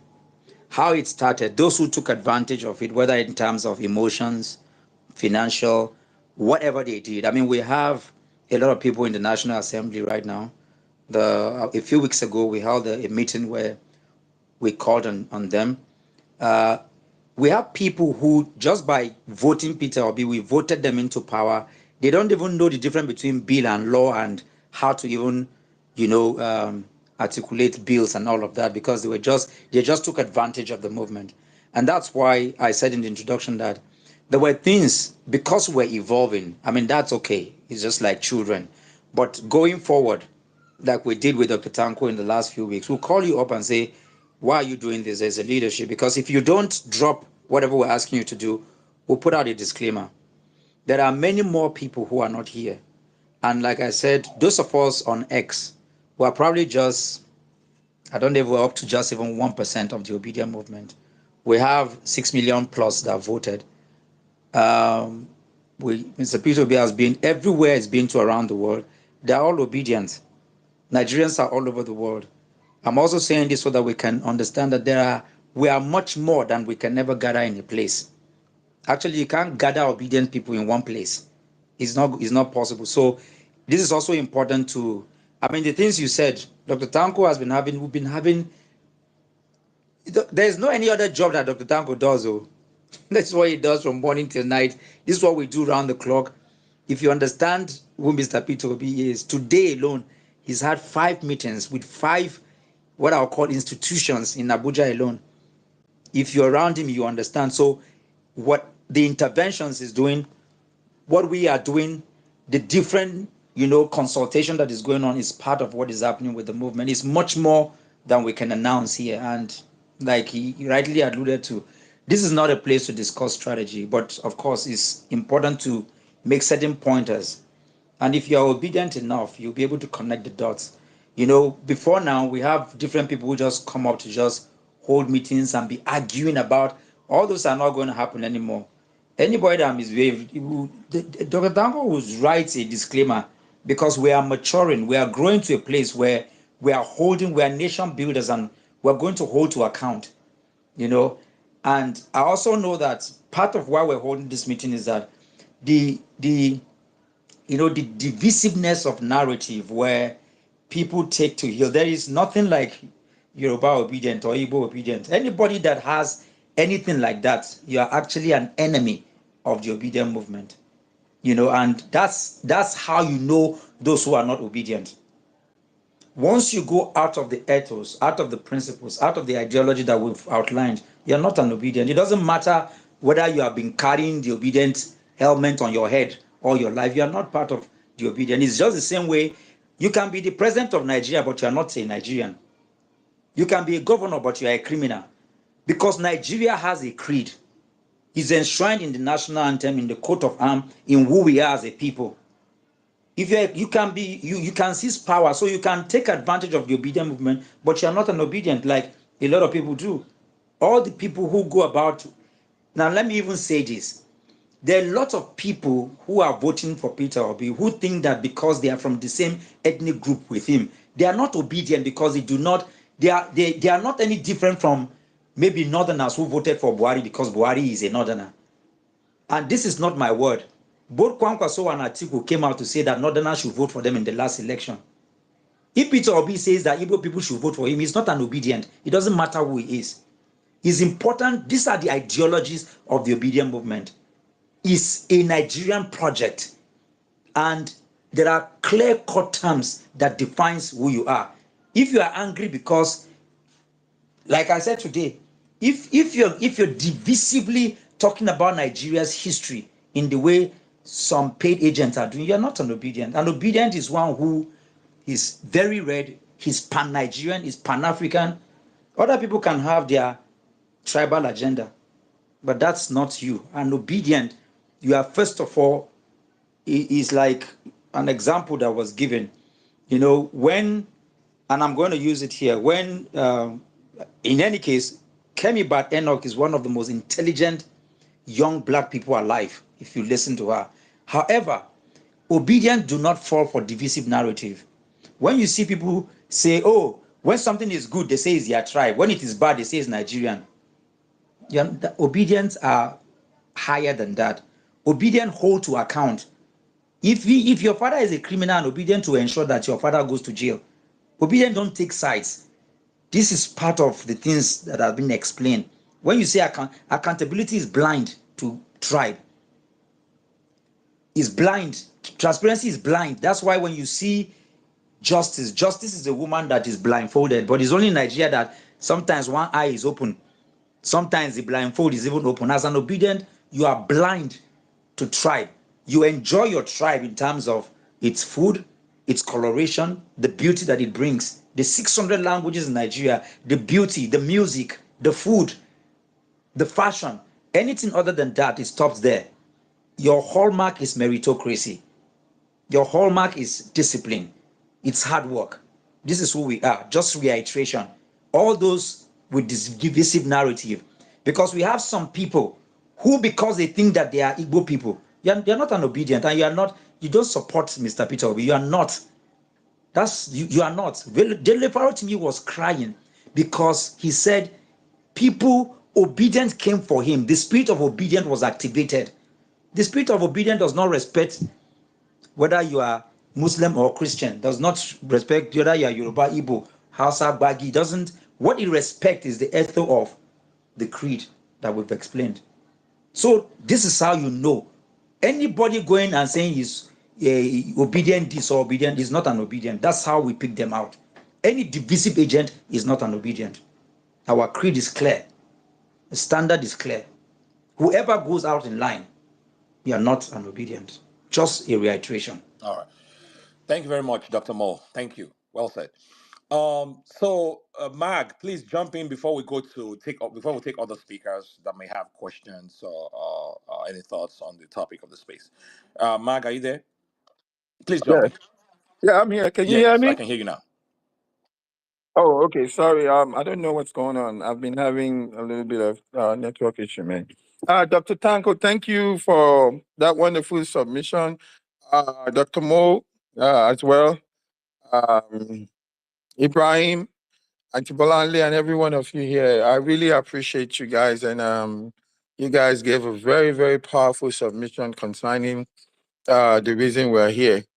I really appreciate that. You know, the bottom line is we are all well-meaning Nigerian. So we need to also have that in mind. That is the reason why we want a better Nigeria. You know, so thank you all. I would want us to quickly get to the speakers so that we can hear from them as well. MOS, Chief MOS has been here the Oh, longest. okay. So I would like us to yield to him his thoughts and then We we go go from there. from So okay, there. let's how about we create an So order real quick. Tudo, if you don't Yeah, mind. absolutely. So let's just create an Yeah, order real Chief quick. So MOS. after he goes, God's will also has been here for a while. He's gonna go, and then Innocent, especially Innocent. I've been seeing your comments, and I think you have some interesting thoughts. So I would also like to hear from you as well. So yeah, let's just go in that order. Then I will bring in. I don't know if Fair also wants to chime in. Colade, I see you. Welcome to the space, and then Prince as well. All right, let's just go in that order. So, Chief MOS, please jump in. Oh wow, he's not even in the speaker yet. Hang on, let's see. Okay, Can everybody hear me? Hang on, God's will. Hang on a second. I'm trying to bring up Chief MOS. Chief MOS, are you here? Hello, good evening. Oh, I Will can it be see him my on my turn? side as a he's here speaker. now. He's here now. Go ahead. Go ahead. Welcome. Is he speaking? Mark, can you hear him? I can't hear him. Yeah, I I can don't hear him think with he that. is. No, I Chief can't hear him. MOS, we cannot. Chief MOS, unmute your mic. He was unmuted, but I think he's having some network issues there. Chief MOS, if you were speaking, we couldn't hear you. So let's just move forward here while we sort out his connection there. God's will, please jump in. Welcome. Okay, so thank you very much, Al. So while Chief Ibrahim was speaking, something making a submission, something occurred to me. Why obedience are so passionate about good governance in Nigeria? So we just kind of like most of us came back from the village for Christmas, and just conceptualize, just imagine, your mind's eye, that your family, your compound has twice as many ingredients to cook for Christmas. But other compounds in the village barely have enough ingredients or barely have enough ingredients to cook. But yet they're able to cook wonderful meals, wonderful dishes, while your family that have surplus ingredients can't even put together a simple meal with the abundance of ingredients they have. So what do you do as a family member? Do you go to other compound to go and eat? Or do you decide to work with your family members to try to create a good dish? That is the problem that we all face. We have an abundance of resources, an abundance of what can make us pretty much a first world country, like a Western country. So that is why we're passionate. That's why we look at Nigeria and we don't want to give up on Nigeria, because this is our home. We know we have all the abundance of resources, abundance of human resource, abundance of natural resource that can make us as good as America, that can make us as good as the UK. So when we go to UK and we see that the things that we take for granted, the resources, the God-given benefits and endowments that we have in Nigeria, that we can't even find in diaspora, we can't even find in the US, we can't even find in the UK, but we take it for granted in Nigeria. And we stay in diaspora and we're wondering, how can we decide to give up on Nigeria when we have so much abundance? Meanwhile, we have only just a few cooks, that person in the family member that in the family compound that is always screwing things up, screwing the dish, boiling things, and making sure that the meal comes out tasteless. We have to figure out how to put the right cooks in place in our compound so that they can make a good meal.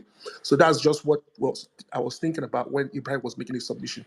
So talking about obedience, my idea about being obedient is about being decent, about being a decent person. P2B is an epitome of decency. And let's be honest. Decency is not a zero-sum game. It doesn't mean that I have to win for you to lose, or you have to lose for me to win. Everybody wins. Okay? And I can understand why P2B is decent. Because the whole world is polarized. We're a polarized country. Division among tribal lines, division among languages, division among religious lines. So the only way you can foster that understanding is by showing kindness, respect, tolerance. Because at the end of the day, we have to begin to bridge, if we have to thrive as a country, we have to begin to bridge the different opinions and cultures and beliefs. Because this sense tend to encourage dialogue, rather than conflict. Because you help people empathize with others with that perspective. And moreover, it allows you to create, to reduce the tension, to lower the tension, okay, among our divisions, okay, because isolation and animosity can completely destroy a country, realistically. So if you're decent, we see a social by 1 plus 1 will be greater than 2, because 2 heads are always better than 1. More people putting their efforts together could build a better society than just one individual or a few individuals can create. When you look at it in finance, we call it diversification.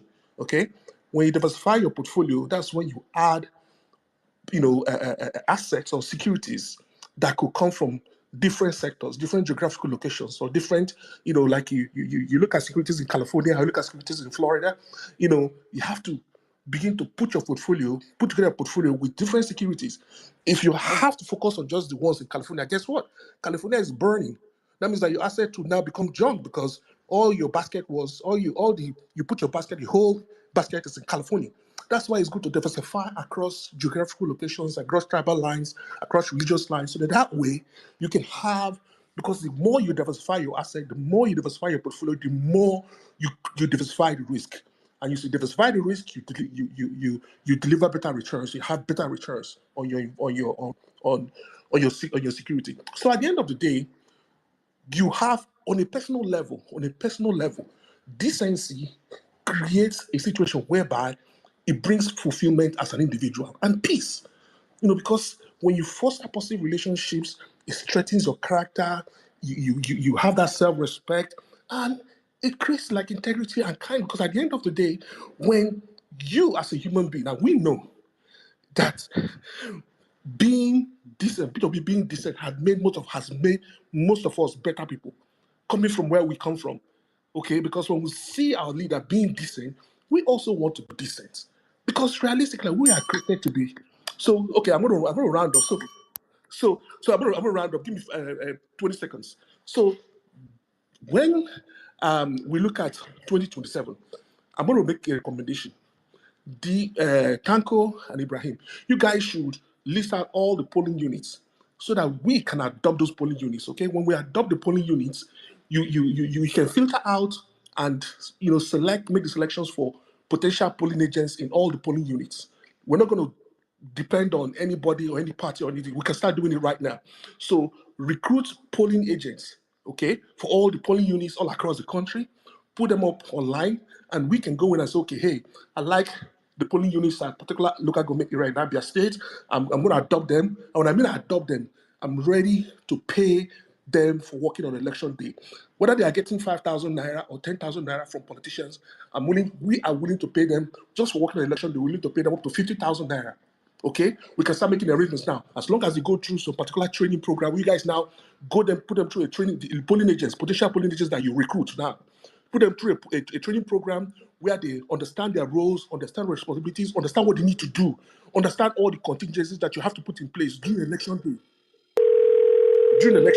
And we can now fund their salary on All election right. day. So that's what I'm thinking. Thank you, Gospel. Well said. Thank you. Thank you for those ideas. And I think those basically go along with some of the thoughts some people have, majority of Nigerians have. I'm going to bring in Innocent now. You are talking about the problem we have is not really galvanizing the people and getting the people to go out. The issue is the integrity of the voting process itself and the systemic issues that we have with INEC. Innocent, jumping. Innocent. Okay, I don't think he's ready. Innocent is not ready, so let us move forward here. Hello. Oh, hello, who's that? Yeah. Good evening. My greetings to Sorry, Dr. who is Yunus speaking? Atanko. Hi, Tudo, can you hear me? Hello. Yeah, I can hear you, Lamin. I'm the one speaking. Uh-oh. Okay, so I was just going to mention that please, it would be nice for us to keep it Yeah. short because I'm trying to bring a lot of people up and Hmm. I can't because the speaker section is full. So please just try and keep it short Well said. Yeah. That's why I and said three, direct. 4 minutes Thank max. you. So I wanted to bring in Innocent. Are you there? Innocent Chuku Dubem. No. All right. Yes, I'm here, but let's give All another right. person Great, because great. I'm Thank you. driving Thank so that you. I All can. right. Chief MOS. Are you back? I'm back. All right. Thank you. Welcome. Welcome, please. My pleasure. My pleasure to all the obedience in the house. I sincerely appreciate Dr. Mo, Dr. Yunus Atanko, and others. My questions will go directly to Dr. Yunus Atanko. We need to look into how we're going to build a formidable strength, physical structure across the federation for the obedient movement. We must not relent or rely on just the social media aspect. We must have our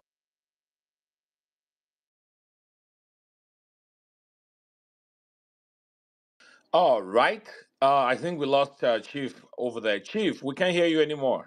so people who see on social media are just Oh, on the social media the on track. different WhatsApp platform just because they are looking for a systematic way of earning money or financial benefits through this.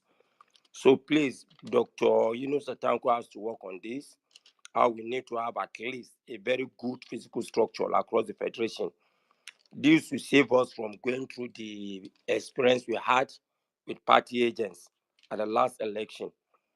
I think I want to stop so that I could give room for other people to come up. Absolutely. Thank you. Thank you for being so gracious. Yeah, I think Dr. Tanko, he did say he said a few things about structure, and of course, as you can imagine, he's not going to divulge a whole lot on this space. But yeah, he's not here at the moment. I don't see him on the space anymore. But yeah, he talked about that. But let's just continue with the conversation here. So now let's go to okay, Prince, jump in. Okay, thank you so much, Mr. Yeah. Tudo. God bless. Good evening, fellow obedience. Though it is, I mean, it is sad to hear that Mr. Tanko is no longer on the space because he is a person that really makes me come up. I just wanted to um, maybe ask him some question, but then he's not Hang here. on, he's back. I'm gonna ask you a question. Then while I pull him up, he's back.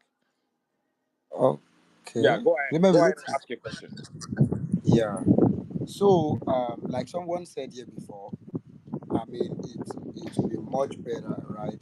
Maybe if you two though can also have, maybe we're gonna have a backdoor private meeting, not the public space where you have other oppositions on the same space, and maybe you ask some kind of question that is not supposed to be asked publicly.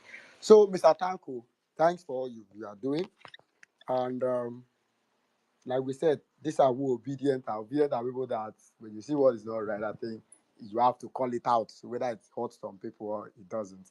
At the end of the day, it is we are all looking for a better Nigeria, and we are doing willingly. So, Mr. Tanko, my question is, there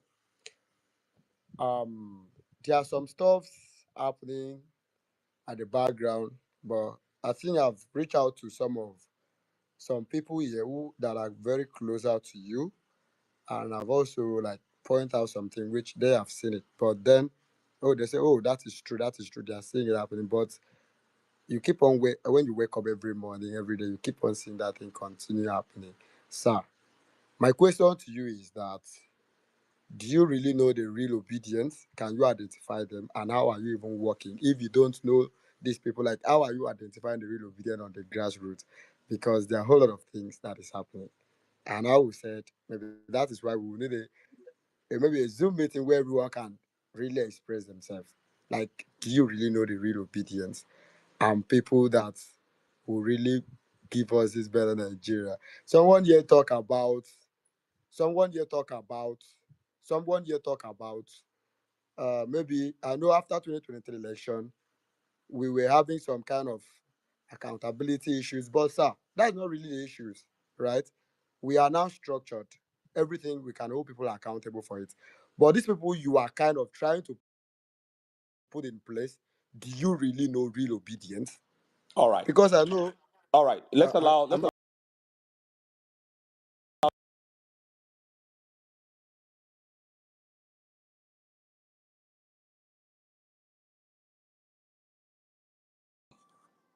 Yeah, I'm here. I'm listening to him. He was asking me whether I know the real obedience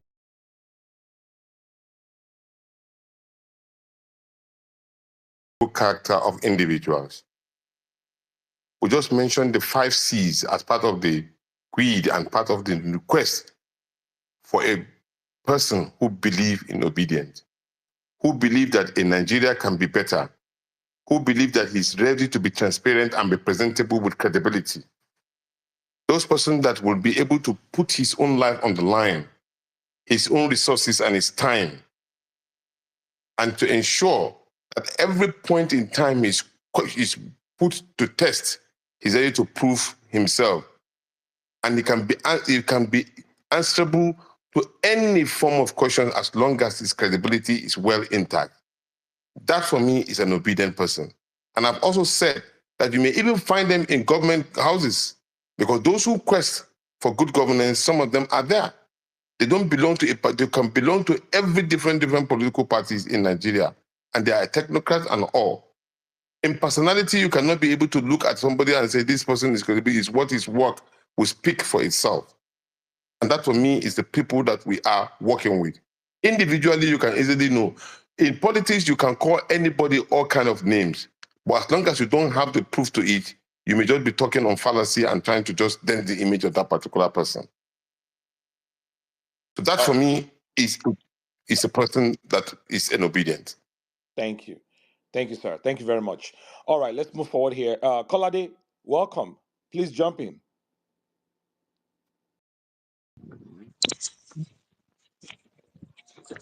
My brother. Welcome, Alpha. Yeah, I did.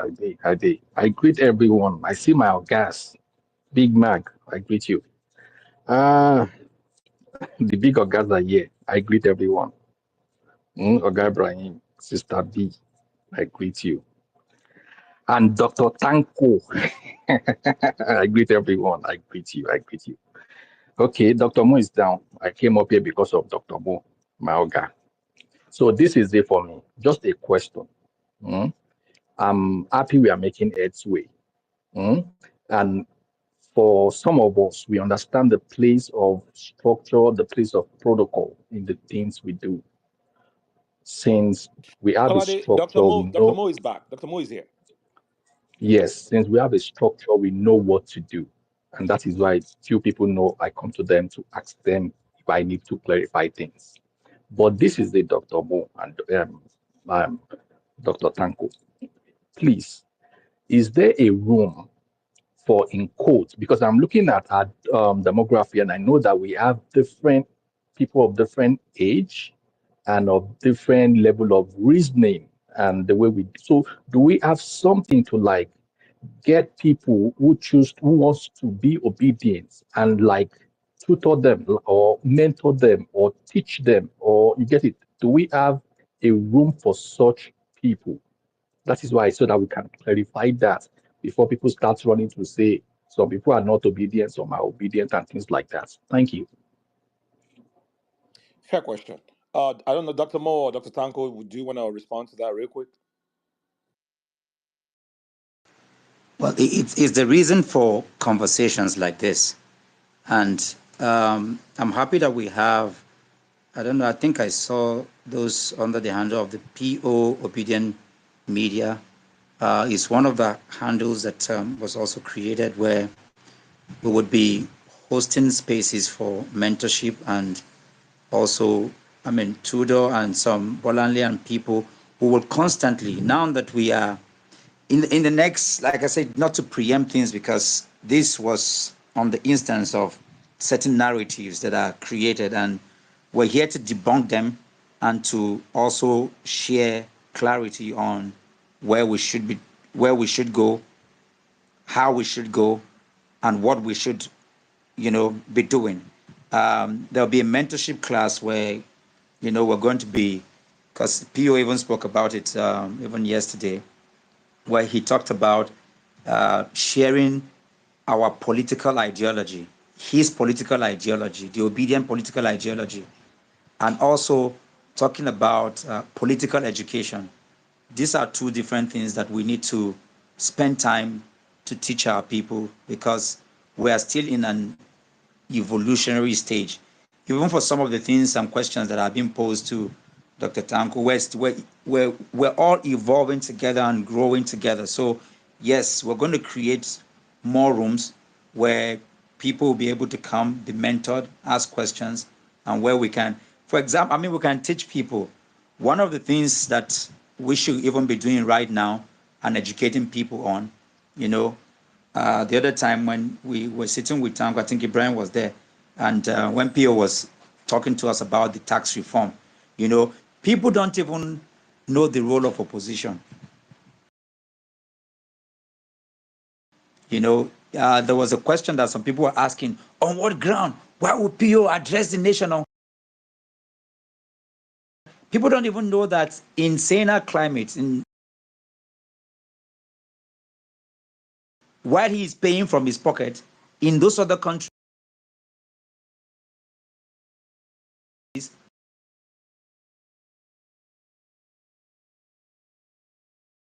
also looking at where our country is failing. This is part of political education.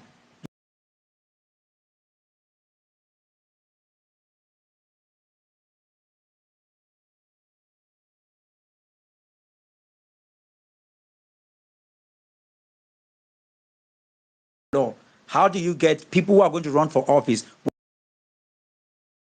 What kind of mindset? The Nigerian mentality, the Nigerian political, landscape as compared.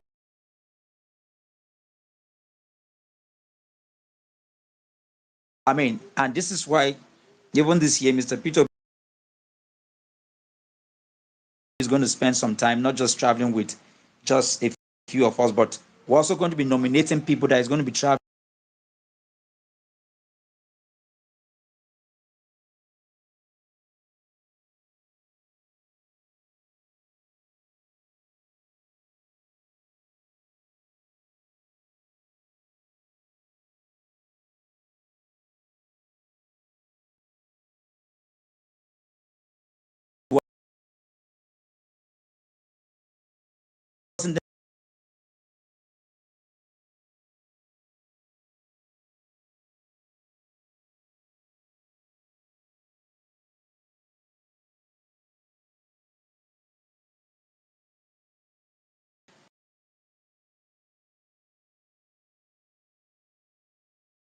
to opt out because he's constant, he's calling, he's asking questions, he's giving directions, and these are the things we're going to pass down. So I think in the lineup of where in the direction for 2020,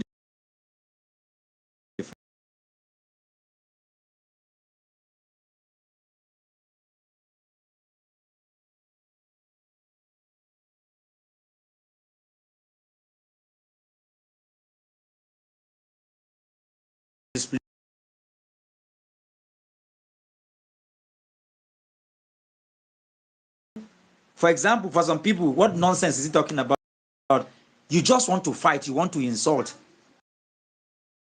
We're not going to have room for that. We want dogged people who will sit down, listen to lectures, then go say, "Nah, data." We have music. We have these things are not first world order stuff. What makes a first world order country is engineering, is science, and those things are not. You won't find any, and because it will take people who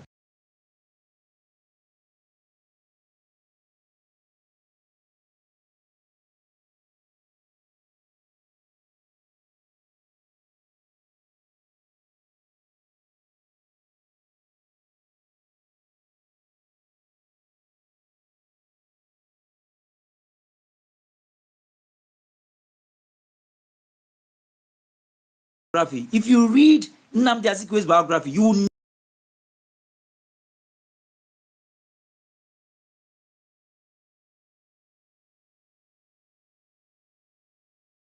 community or any northern community. In all the Igbo states, is he a Yoruba people that is leading them? Or is there an Igbo governor leading anybody in any Yoruba state? So you see clearly that once we have a model that helps to shape and revamp and rethink who we are as a people, you will see that will be clear cut. And these are the kinds of conversation we'll be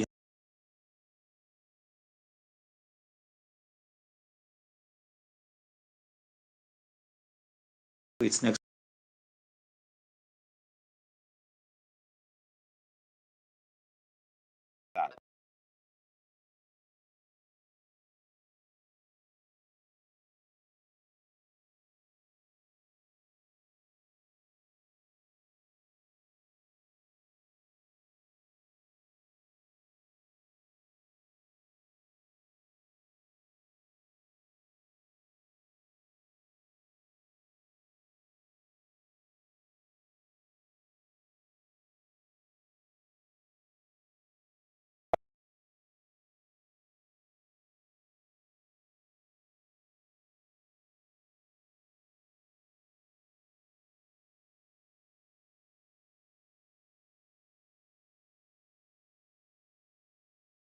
Script.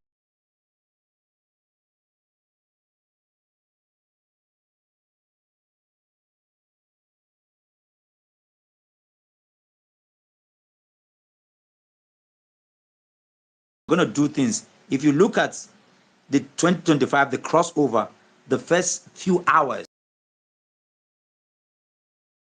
of the 2025, it's it's the kind of thing you can play on CNN.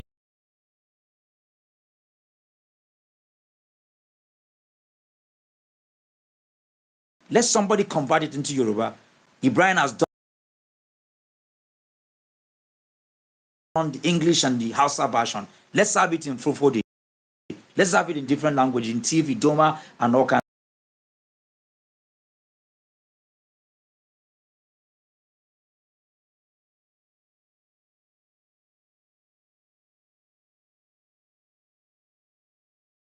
Someone sent me a DM because he has a very terrible network. So he has a question for Dr. Tonko. He said,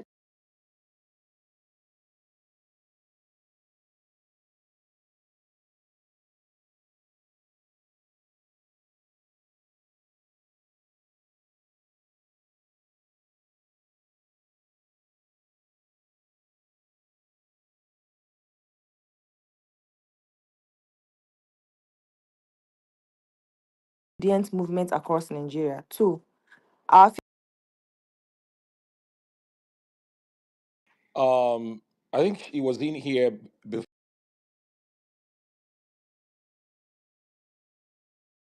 before. I think he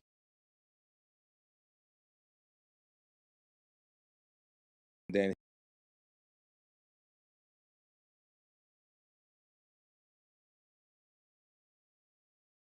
like whatever government agency, whatever ministry, whatever, in the UK they have shadow government where you can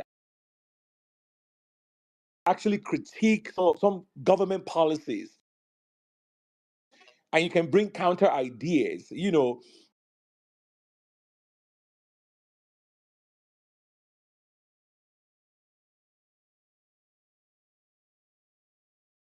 of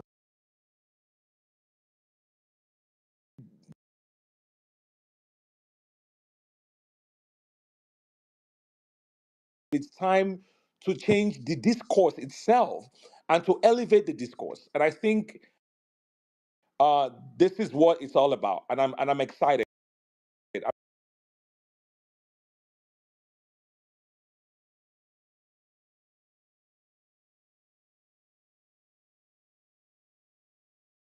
Hello, good evening, everyone. Yeah, welcome. Yeah, well done.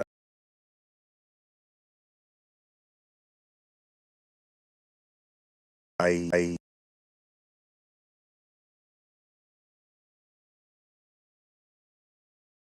seems to be dying about the obedient movement. I want to say thank you to Dr. Tanko for all he's been doing, and of course Dr. Mo for the work so far, and especially for all the enlightenment from Dr. Mo. It's been really. It is what it is. We're here now. We've been talking about how we can do things in a different way, but we're dealing with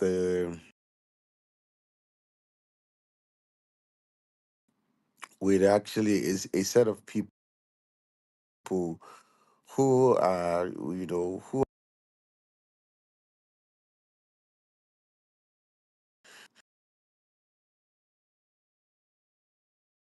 is all about. They are stuck in an era or in a space where they just don't understand what it is we're doing. Listening to this space so far, I was thinking that the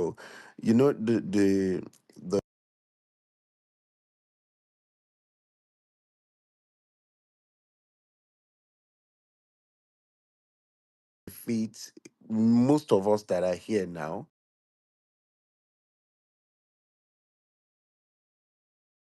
we may not really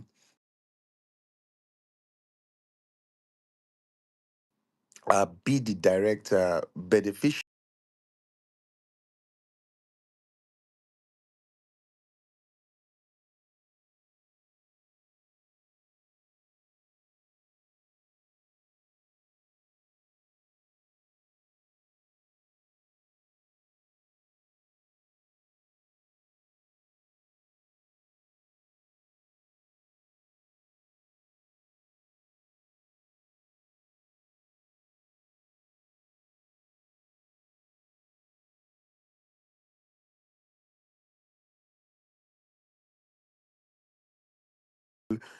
but it's pretty much a movement for for human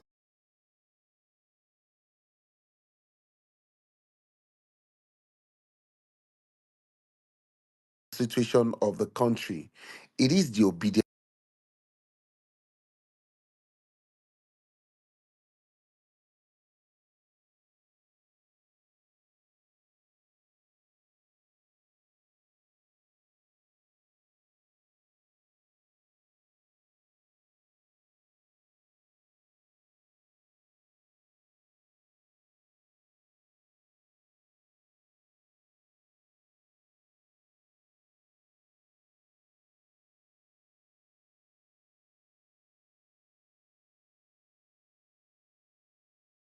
beyond many of us, even beyond our our principal Network ne ke himself. ɗauke wani ki dawo wani kuya ne.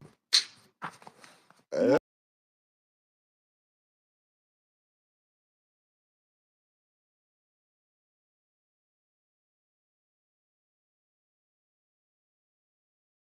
putting structures in place to get us moving.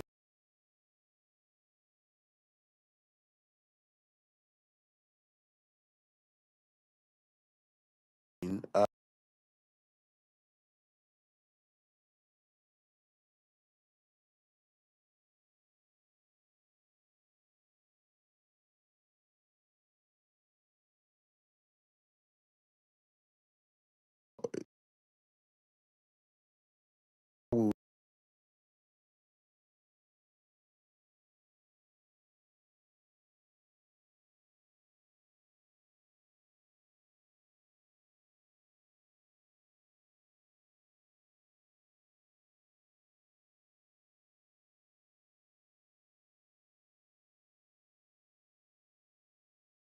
Dr. Moore,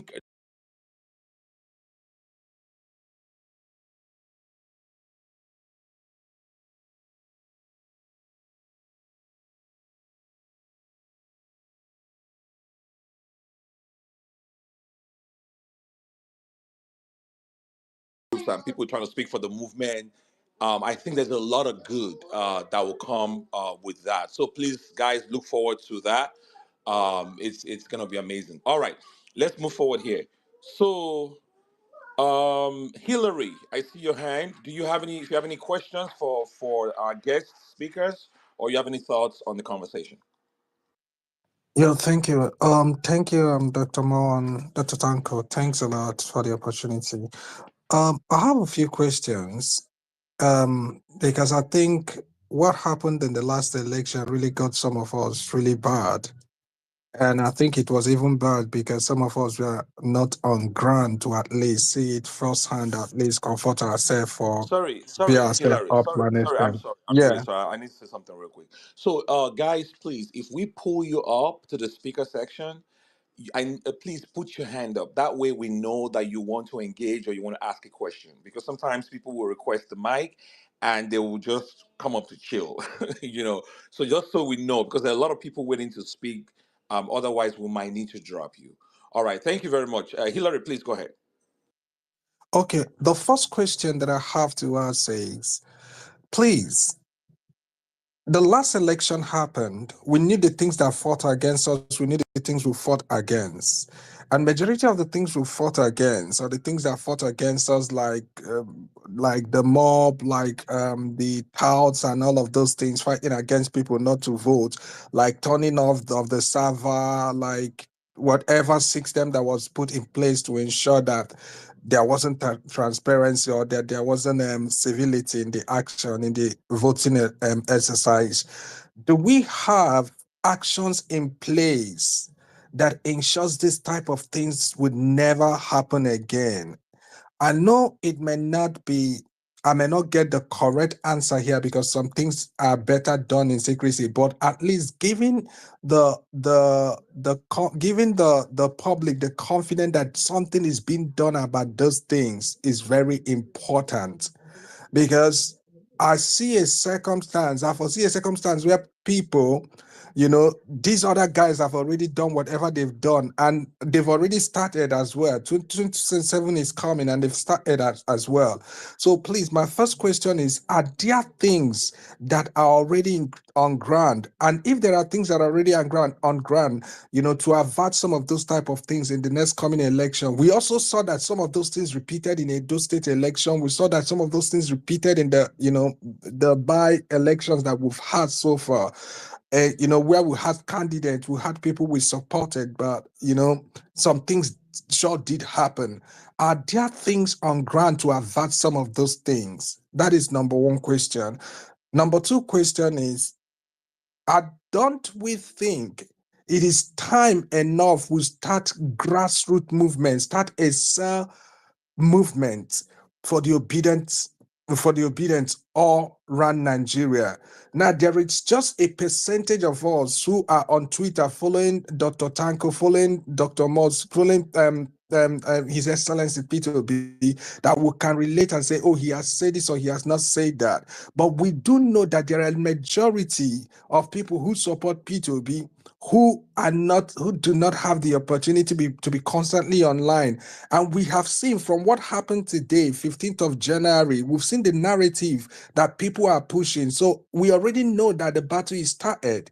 We already know that we're fixing the war. The battle is started. So is it not time we start up the CES system from the universities, from the local places, and then starting up this CES system, maybe time that we may not even have to have it running down from an order, but every other person put up a unit of obedience to have around you, maybe WhatsApp group or whatever. Just have your own unit, so that from those units, by the time the election is coming, we would have already had people that we can pick up and say these are people who can work as polling unit agent or whatever. That is my second question. Then the last question I want to say is is bit by okay, I'll leave the last question, but please, can I get answers to this thing? And if there are answers to these things, Mhm. can these answers be passed across All right. So you're to talking the about rest of the obedient? grassroots movement structure, and then what was the other one? The other one are there things that are being done to avert the things we experienced in the last Okay, in the last election election? cycle. So some of the systemic challenges that we face. All right, great.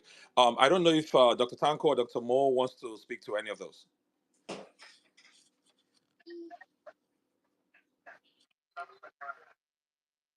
Hello? Yeah, we can hear you. Okay, thank you very much. Quickly, I granted an interview on Arise TV where I was so excited as regard to the planned agenda that we have as a team and what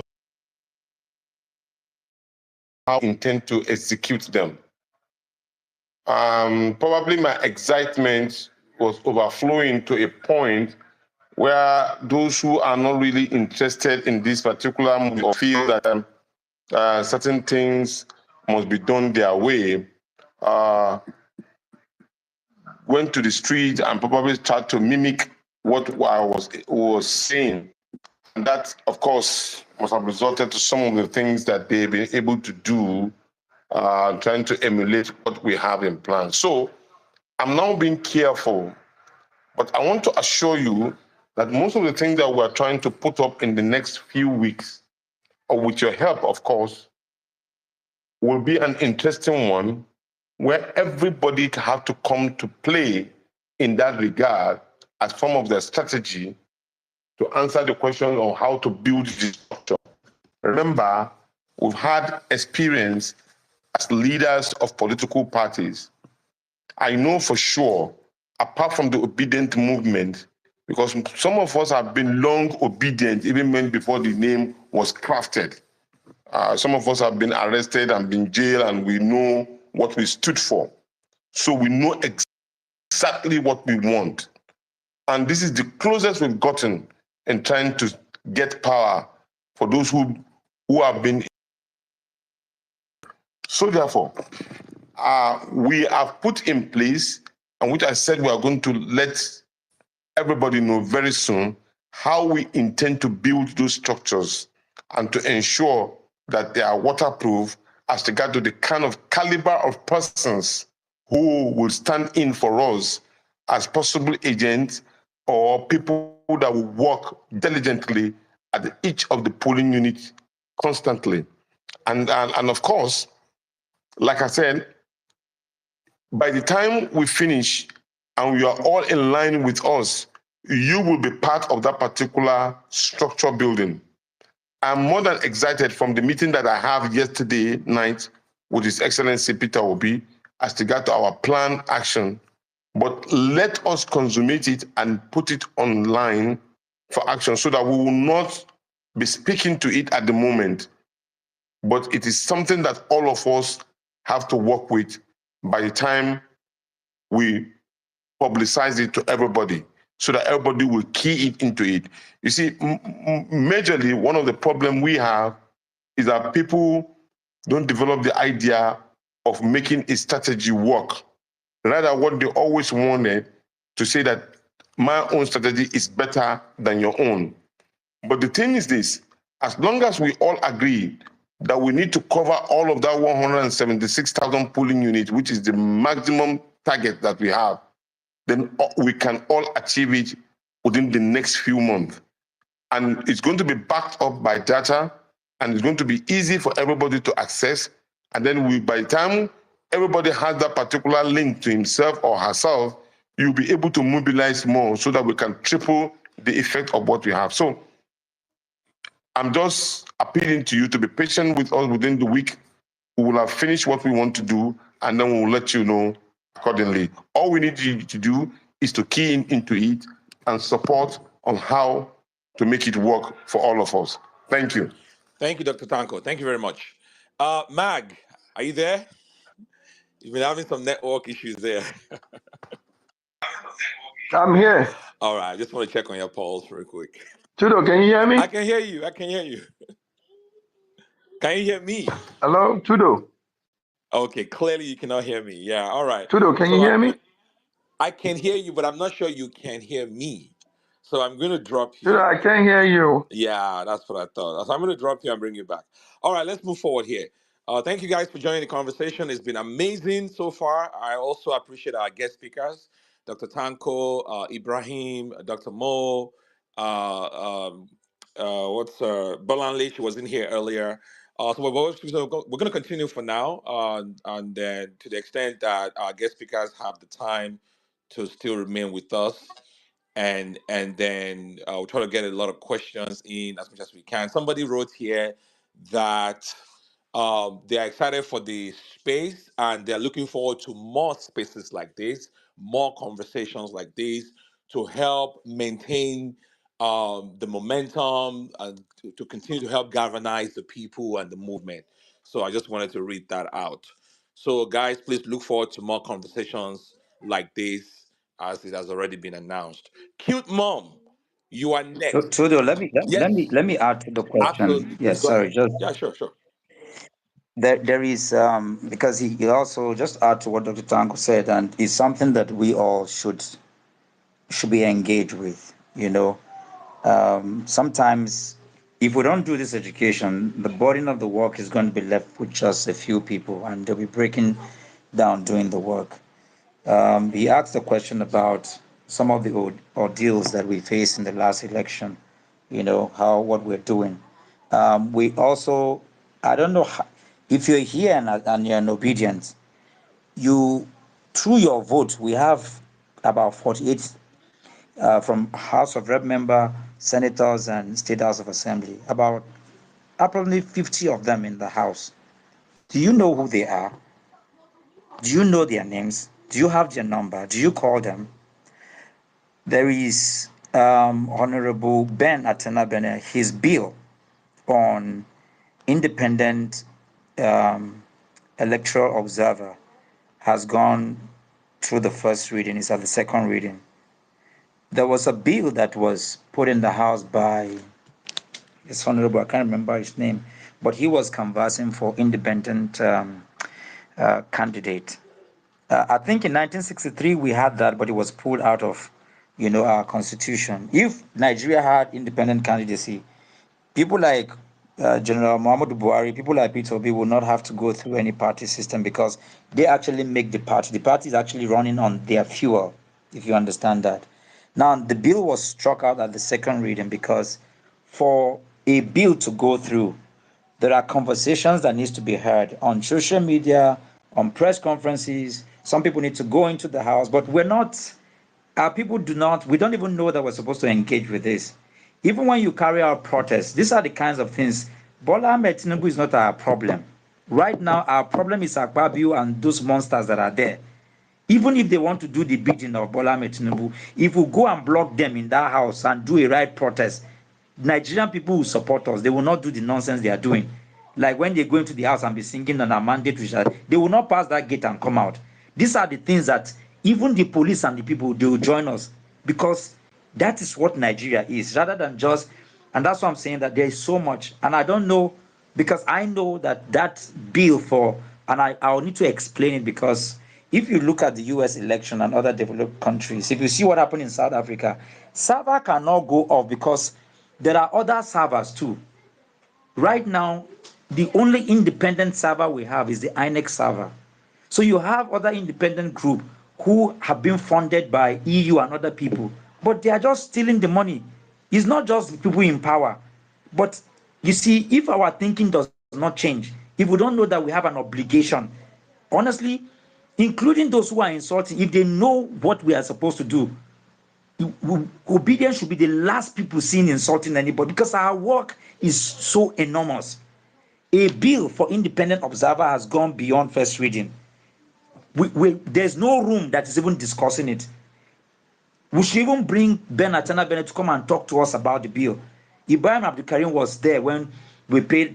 And I'm saying it because personally, I spent a lot of money to ensure that we had that meeting at the Merit House in Abuja where we brought one of the things that led to that nearly wanted to burn down the place was that we discovered, I don't want to call his name here, a house of a senator, no, a sitting House of Rep member who has been there for 32 years.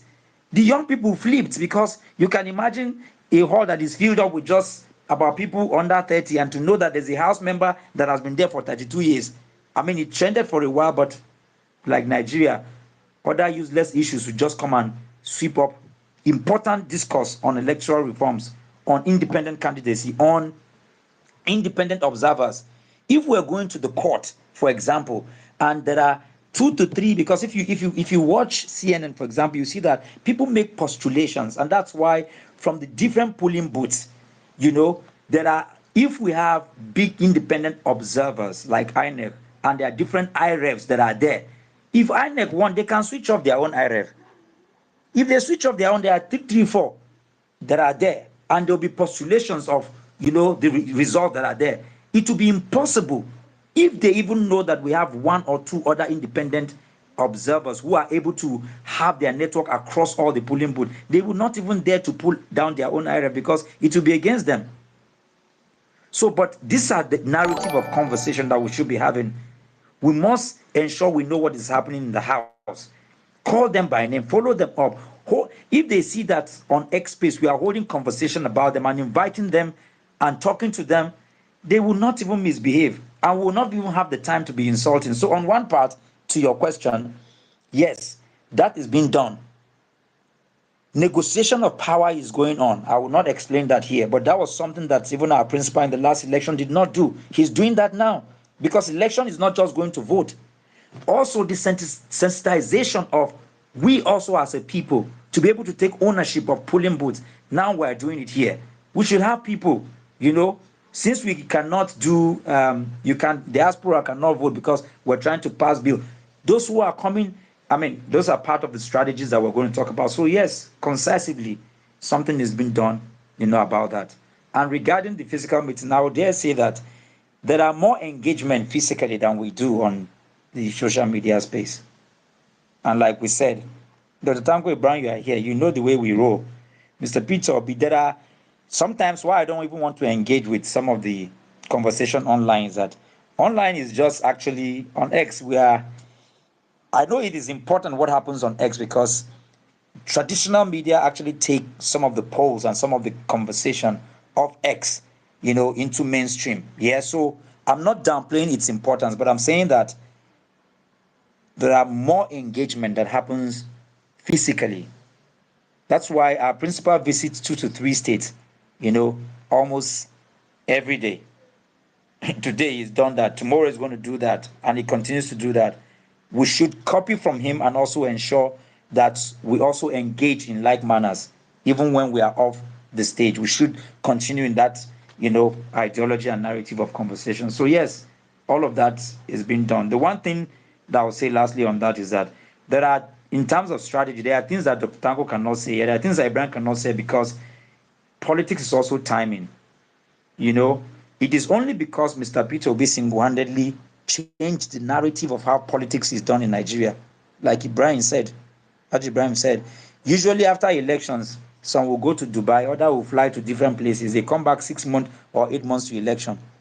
But Mr. Peter Obi, right from the day the election finished, he's been going around putting boreholes in Brenin Kebbi, going to places from Anyigba, visiting different places, donating. Last year alone was over close to 1 billion that was given from a private pocket. So he has changed the narrative of conversation. And because anytime you raise the bar, people will hold you to higher standards. Some of the things we are supposed to be discussing in 2026, people want us to discuss it now.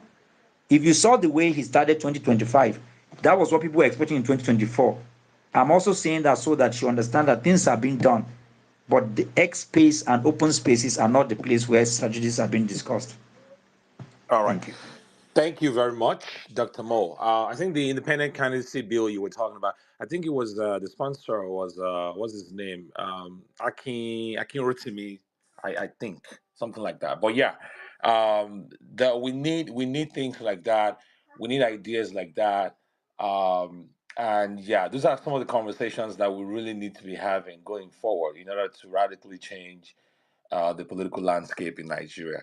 All right, let's move the mic very quickly while we still have our guest speakers here. Cute mom, welcome. Hi, Mr. Hello, hello, Tudor. hello. Good to have you here. Thank you. Better be nice to me, so I can sneak your name into that place. You know I now. already know. But Welcome.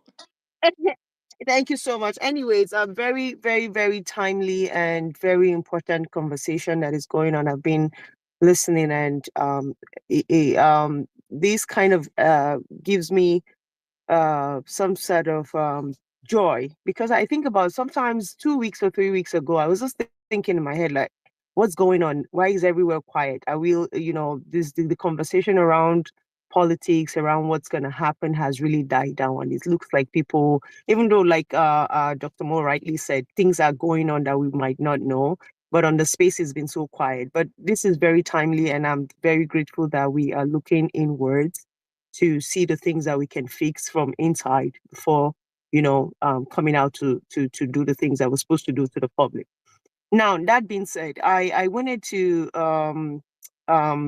use something. I was on a space one time, and somebody said they were laughing at a comment that our principal made. He said he takes advice from a madman. You guys have seen it on the timeline. They throw it around as a conversation, and my thought towards that, and what I said to them on that space was, because they said, oh, and every time Mr. Peter Obi goes back, he still talks to the same madman. And I said, the fact that somebody is considered mad in Nigeria does not mean that they have lost their head.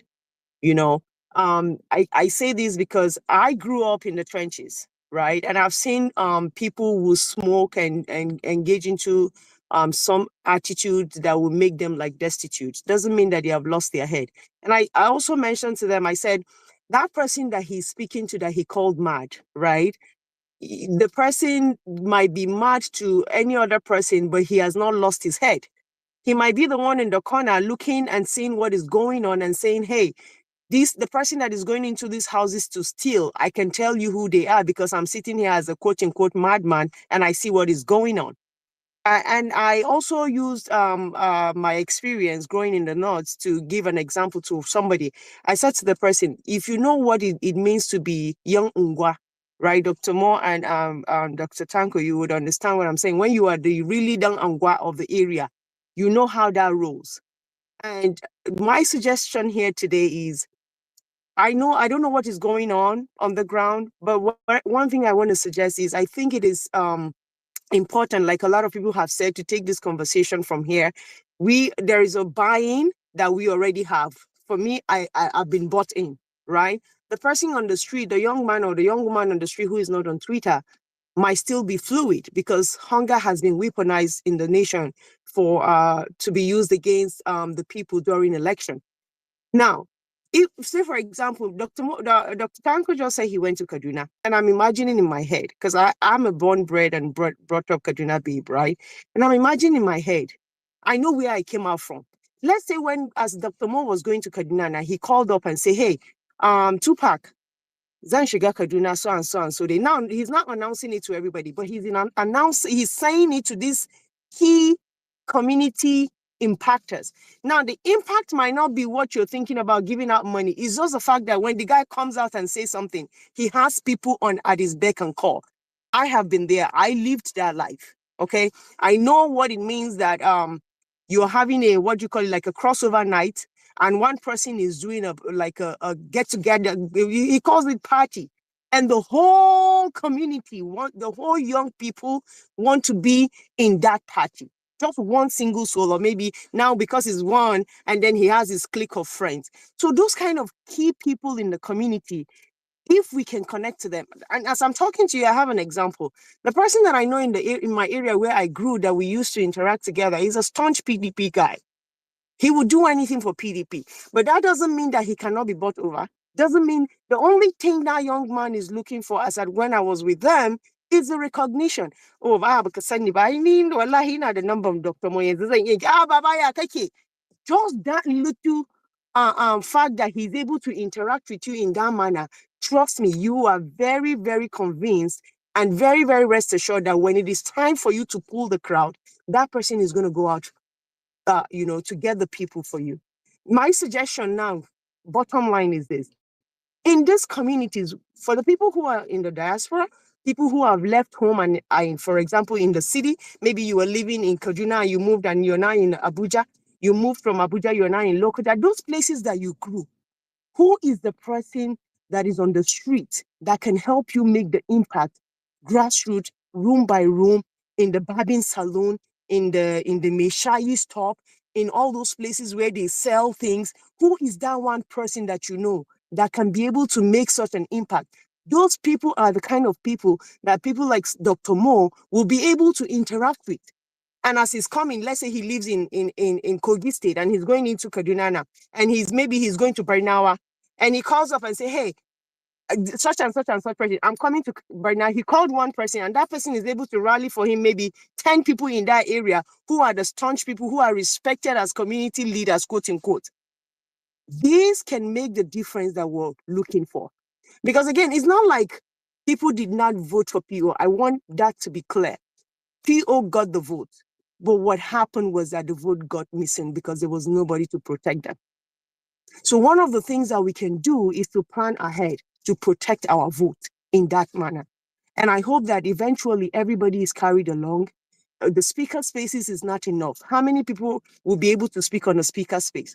But the fact that if we are able to get maybe into chunks or like in communities, let's say this is a sector, this is what do you call it now? Each like a community of people where we set up ourselves and we're able to meet in different groups. People just like we used to have. People making impact in different groups. I'm sure people will be respected and people will feel valued. And feeling valued is they are able to come back and give out their best during the election. Thank you so much for everything. And I appreciate the opportunity to speak. And I'm here listening. I hope we get it right and it never delude us again. Thank you. Thank you very much. Cute mom. Thanks for coming on the space, and thanks for sharing those amazing ideas. Thank you very much. I'm sure our leaders are listening. Thank you. All right, let's move the mic very quickly. Prof. K. Yeah, thank you very much, my brother. Yeah, sorry, am I audible, right? Yes, you're audible. Thank you, Tudo. I like the statement you made a few minutes ago about the repetition of this very space. With that, somebody wrote you that we should do this often, and that really was in my mind. I thank you very much for that statement.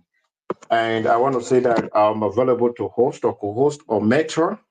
That's my feed. I prefer mentoring, by the way. On any spaces, you shoot me a DM or write on my timeline. I would Prof. come up. Sorry, do you have a So, question for our guest or you want to contribute? yeah. Like the others have been All right. speaking, please just give me 3 minutes. Sir. Thank you All very right. much. Real quick.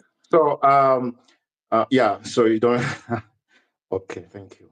And I just wrote a few points here. I just wanted to make that very clear. So let's repeat this and keep talking. You see, I would make this comment and reverse them as questions to my beloved. Let me salute everybody here. I see many names. Magnificent Doodle came up, Vix, and Delamin, and Ibrahim, my brother. Thank you. I sent you a DM few seconds ago. Dr. Moore, I sent you a DM too, and all beautiful names here that are spoken and then yet to speak, and listeners as well. Thank you very much. God bless you. I wish you a very beautiful 2025. By God's grace, we will win. Thank you. Number one is this: opposition leader. Really, opposition leader are being paid. And then another thing is this: in where I live and where most of us live, opposition leader have access to TV coverage. Again, these comments are questions. You can write them down, especially all these names that I mentioned. And the government television station covered them. And they hold congresses. They hold protests. These leaders, they lead protests. That's number one. Number two, we have 1,000 leaders destroying Nigeria. 1,000, not more. Okay, I left a comment on this comment section right here. 1,000 people, should note that too, so that we send a message to the citizens. 1,000, governor, president, calculate them, lawmakers, 1,000. And we have the population in Nigeria, statistically, right? Over 210 million Nigerians living in Nigeria, living abroad. I'm not a good mathematician, but if you make the math, I think we have the number, right? In Venezuela, right, and last year they had an election, the lady was bound. It's called Maria. And she elected, they come together, the opposition, they elected a candidate. To cut the long story short, they voted last year, they won. About 60%, just exactly like Nigeria. But these people they didn't go to court. They said court is consumed already by Maduro. And then the winner came to Madrid, Spain, speaking Spanish, which I speak very well. I heard what he said. And he was going back to go be swearing on a few days ago before this criminal went to swear him. I stopped there. But we learned a lesson there. It's a question. Are we going to do that? Then Bangladesh, students, young, beautiful Bangladesh, I could call them our brothers and sisters. They went to the street of Bangladesh. They drove that criminal lady who was there for years. They won. About 400 people were killed. Come on. One will die, no problem. But they won. They said, military, back off. They elected a Nobel Prize winner. As I speak right now, I can Google search. That man is now a temporary president or whatever. The question is, are we going to do the same in Nigeria? Then the next point, that the next election, I'm very passionate about this, that any person who would be a candidate in Nigeria election from now must make a pledge that we will fight peacefully and let the world know to protest nationwide in the US, in Europe, about what is happening in Nigeria. We should start taking it right now, not tomorrow, right now, before election time. The next few points on that, number two, that the vote, that, come on, please, just give me time. I just said 3 minutes. I'll be speaking for about 2-3 minutes. Let me just round up, please. Nobody ring bell before, but please, let me just round up. Thank you. So, or if you don't mind, I can go away. I just go away and do all that. So I'm very busy. I'll be here just because I love Nigeria. I love everybody here. So, Prof, you know, you have 2 more minutes. 2 more. Okay, thank you very much. So the next 2 minutes. So please, let's write those things down. Very important. And then the vote must be counted, like somebody mentioned before. How the way Spain is doing it, the way US is doing it, as big these countries are, like US, it was came out the same day. So we have to do an election simplicity. INEC must go. So if you list the demand right now, not next 2 years or whatever, we have to demand everything now. As I'm running up, I wrote a note there. I said, if we come up with unity, Elon Musk, who's helping UK now, who helped the US, is helping Germany now, he will jump on the wagon and maybe make some tweets about Nigeria. You will see what will happen. As I yield the mic, folks, thank you for your labor. If we come together, I don't stigmatize anybody or mark everybody. We come as a team. We are going to win. And the last question that came to my mind is this: how do we destroy their willingness to engage? Like a quote that I'm going to round up with this quote. This quote said, it was made by this man, is dead right now. His name is Napoleon Bonaparte. It's